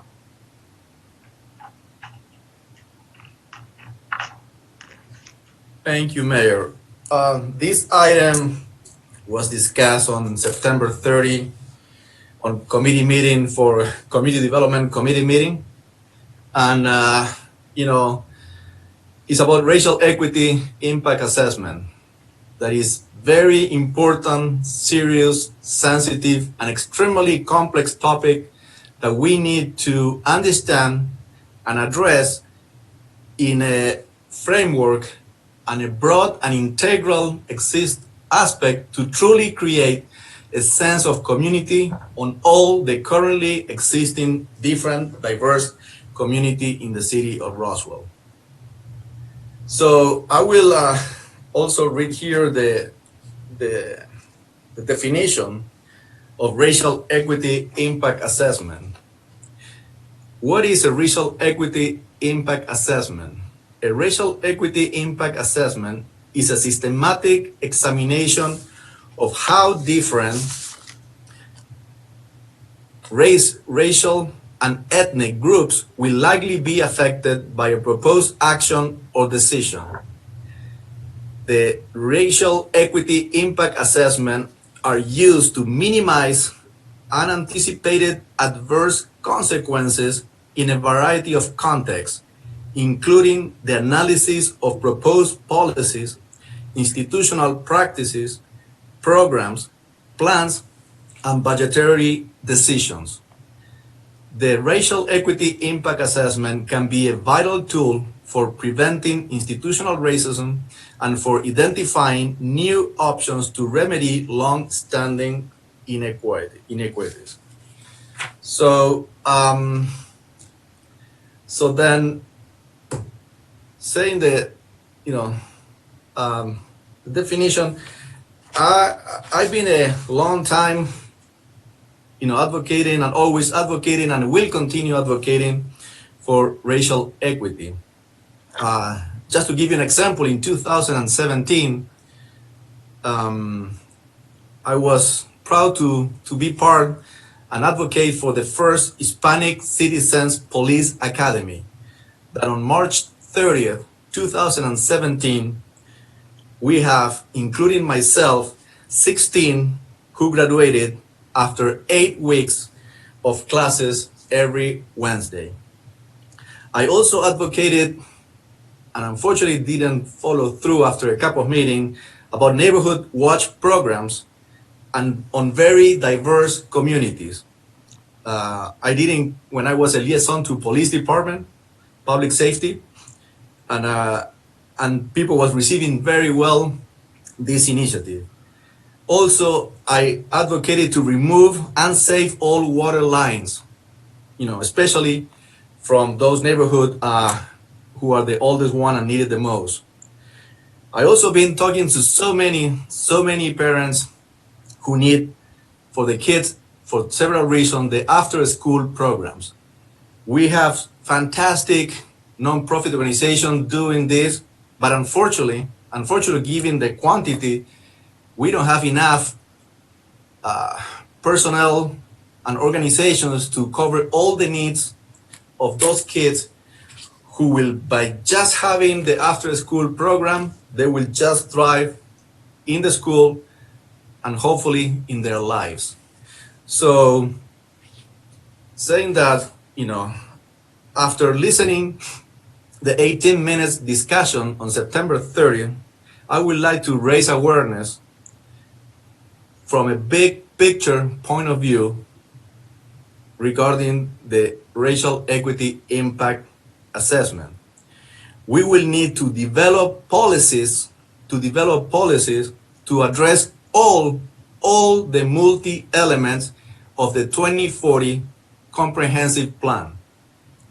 Addressing all the multi-elements will provide a very important and crucial tool for the residents, for the businesses owners, and members of the 2040 Comprehensive Plan Committee that are engaged and involved in the process to develop and finish next year the 2040 Comprehensive Plan. So, and those elements are economic development, housing, intergovernmental agreements, land use and zoning, natural cultural resources, public facilities, and something really crucial that we just had a discussion a minute ago, transportation. So those are all the elements of the 24, and then all these elements related to the racial equity impact assessment.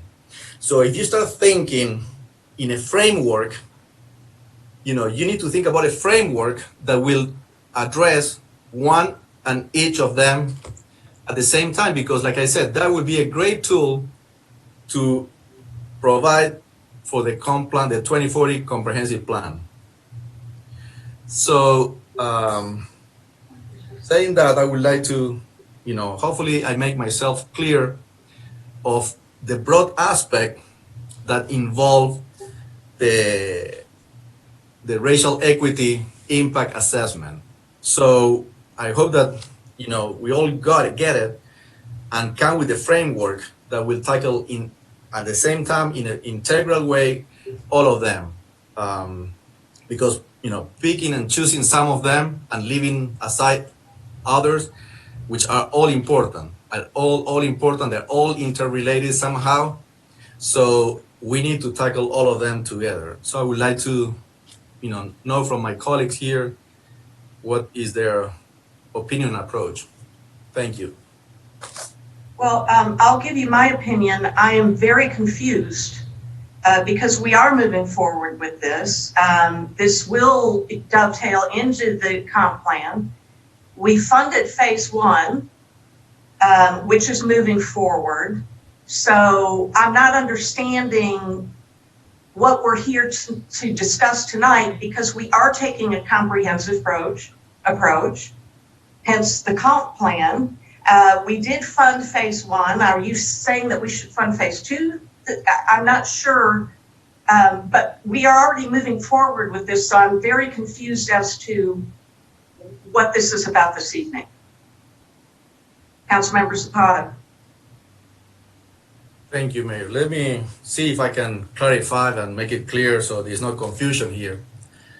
Was presented on the 30th that a long-term racial equity impact assessment framework. Long-term, but if you don't have a frame, how do you build a house? If you don't have a frame, how do you build a car?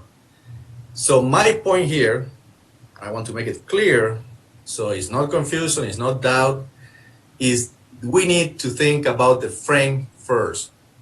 Frame goes first. The frame of the house, the frame of anything in life, you have to start with the frame, because if you don't have a frame, you don't know where, how you're going, and if you're going the whole way, and is any way you can go better. So the point here is to, to make a recommendation to this mayor and council to start with the framework.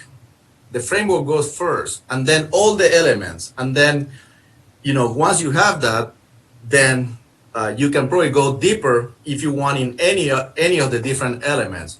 But when you're not mastering all these elements, then the outcome might not be as powerful and useful as if you take in contemplation all elements at the beginning under the framework.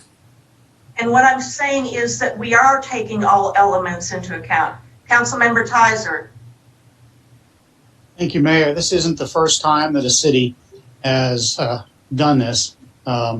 This is a fairly well-known process, and that's the process that, as I've heard from the mayor and her commission, is taking.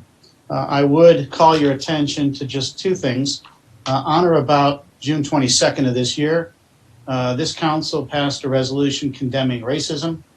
And the third, whereas we stand against racism in the city of Roswell and are committed to actively work against all forms of racism. And several weeks later, all of us, well, I think Councilmember Zapata might not have been able to be there that day, but I would make sure that he also signed this, because I think all the rest of us signed it. We read a pledge on the stairs of City Hall, and there's a couple of very important pieces here that says that I pledge to look deeply and continuously into my heart and mind to identify all signs of racism. I pledge to hold my local and national elected officials accountable to support solutions that protect and promote the causes of racial equality. I pledge to honor this pledge daily, knowing that the world will be a better place because of my effort. That's what this effort is. That's what the effort of the Mayor's Equity Commission is to do. And again, this is a process done in many cities, and we should follow it. So thank you very much. Councilmember Palermo. Yeah, so I actually, and I certainly agree with Councilmember Tizer's comments. This is something that certainly other cities do, and that's something that actually has been one of the discussion points, and actually aligns with everything I've read, aligns with exactly what Councilman Zapata is describing as well. So I think this is fantastic, as I've mentioned in the past. I guess the one area of confusion that I have is it was stated that this has been funded and is moved forward. However, this was voted on at committee, which was great, and I'm glad it did, and I certainly supported it. With that, the way city council works, it's always been my understanding from a legal perspective, is committee is not voting on actions, but is instead voting on things that get discussed or get moved to council, because council is where we move the actions. So I'm certainly supportive of this. I think it did come up in that discussion in committee. It wasn't completely clear on the scope and all that. So I think, again, more reason why I was surprised this didn't come to council 2 weeks ago. But I really appreciate Councilman Zapata bringing this forward, and I really appreciate all that Councilman Zapata has done really over the last 4.5 years on the things that he's created and advocated for. And interestingly enough, from a diversity standpoint, it's my impression, if we look at this body, he's the one individual coming from a more diverse base. And in fact, actually, if we even look at statistics of Roswell with the United States, Councilman Zapata coming from one of the, I believe, two races where we actually have lower representation than the average for the country. So I know this is important to Councilman Zapata, and I appreciate him making sure that there is that clear scope, and that we are looking at really the big picture to make sure, which I think is unanimous. I think it sounded like every single person wants to make sure this is really just step one, and really making sure we have that right first step, so that we're setting ourselves up for success in those next steps. So again, thank you, Councilman Zapata, and thank you, Councilman Tizer and Mayor Henry and everyone for support of this important initiative. Thank you very much. I would like to clarify a couple of things. We gave staff guidance. Anything less than $25,000 can be taken care of at a staff level. We all agreed at that committee meeting, and I would also mention that I'm surprised there was even 18 minutes of discussion because everyone was pretty quiet on it. But we're moving forward with it. It was not necessary to bring this to council tonight. I mean, it's fine that it did. A few simple phone calls would have probably clarified things for council members of Zapata, but he chose to take a different path, and that's fine. But this is an initiative that I brought forward. I took it to committee. I've gone through the proper process. So once again, I'm not sure what is going on here, but we've got a couple of people in the public that would like to speak. Are there any other council members that haven't been heard that would like to speak? Okay, so we've got two council members. The first one is Sandra Sidholm. Sandra, are you still with us? Yes, I am. Can you hear me? Yes. Hi. Well, first, I just wanted to thank Mayor Henry for moving forward with this initiative. I am so proud to see the city moving forward with really actually doing the work to end systemic racism rather than just paying it lip service. I do have a statement from Dr. Scott Markley. Let me just pull this.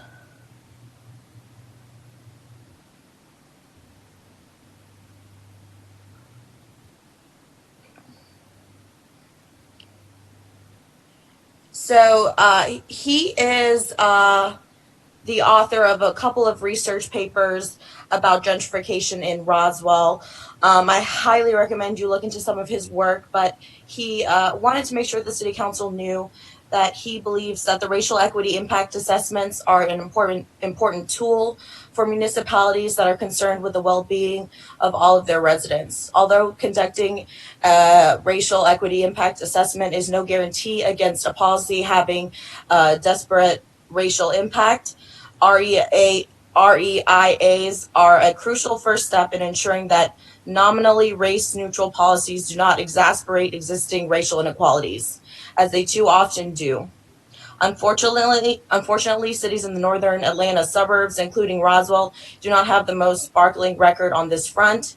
There is no reason that cannot be changed tonight. I therefore urge members of the city council to take this first concrete step toward racial equity in planning by approving this resolution. And I kind of want to mirror a lot of the things that he said. I'm really proud of the accomplishments that Council Member Zapata has listed. I think, if we look at the Hispanic Citizens Academy and the after-school programs he mentioned, I think that utilizing and leveraging this tool when determining what the future of Roswell looks like in the 2040 Comprehensive Plan means that we're going to be highlighting and looking at these issues from a racial lens. We're going to make sure that everybody has a voice and everybody's needs are considered, especially people of color. And I think it's just going to be furthering on the great work that you guys are doing now. So I just want to encourage you guys again to move forward with the next steps, and thank you again.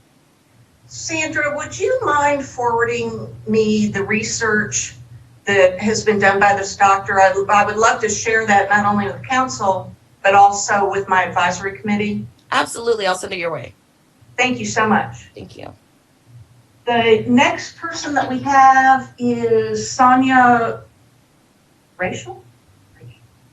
Sonia Hi. Hi. I'm sorry, I'm murdering your name. I apologize. That's fine. Yeah, my name is Sonia Traus, and I'm executive director with YIMBY Law. We're a nonprofit, and we enforce state housing laws mostly in California. And the goal of our nonprofit is to make housing more affordable and accessible. And part of that is, includes integrating neighborhoods, because part of accessibility is making sure that people of all kinds of backgrounds have access to, high opportunity areas that they may historically have been shut out from. So I heard that you are considering, or it sounds like already moving forward with the racial equity impact assessment, and it really is a wonderful practice, and it's really wonderful that Roswell is doing this because, you don't have to, right? And it really does show a commitment to trying to make the world a better place. I think that everybody agrees with, the goals of this. Nobody wants to be discriminatory, right? But since, a lot of things were going on before we were born or before we got to the age of majority, now that we are at the age when we are in charge, of things, we want to make sure that we leave the world a better place than we started. So it definitely is a really, really wonderful tool. It is absolutely only the beginning, and it's just the beginning of the conversation. So I fully support this, and it works out very well when cities do it. So thanks so much. Thank you, Sonia. And please, I'd like you to know, as well as other folks that are in the audience, that we do have a commitment to make things better here in Roswell. One of the conversations I had with Pastor Saban Strickland after one of the rallies is he said to me, Mayor Henry, rallies are all good and well, and it's a great way to get people motivated. But what are we going to do with it afterwards? And it was just very clear that if that was the beginning of the conversation, and we have to have serious conversations in order to improve things. Now, yes, we can improve things here in Roswell, and I hope that we get that done in many, many different ways. And then my goal is, when 20 years from now, when somebody looks back at the summer of COVID, they're going to look back and say, everything that happened during that summer with the racial issues and COVID, Roswell came out of it and they did it right. We should all look at Roswell and how they're doing it and how they're getting it right. So, that's our goal, is to make those changes that we can make at a local level. That was the last public comment. Are there any other comments from council?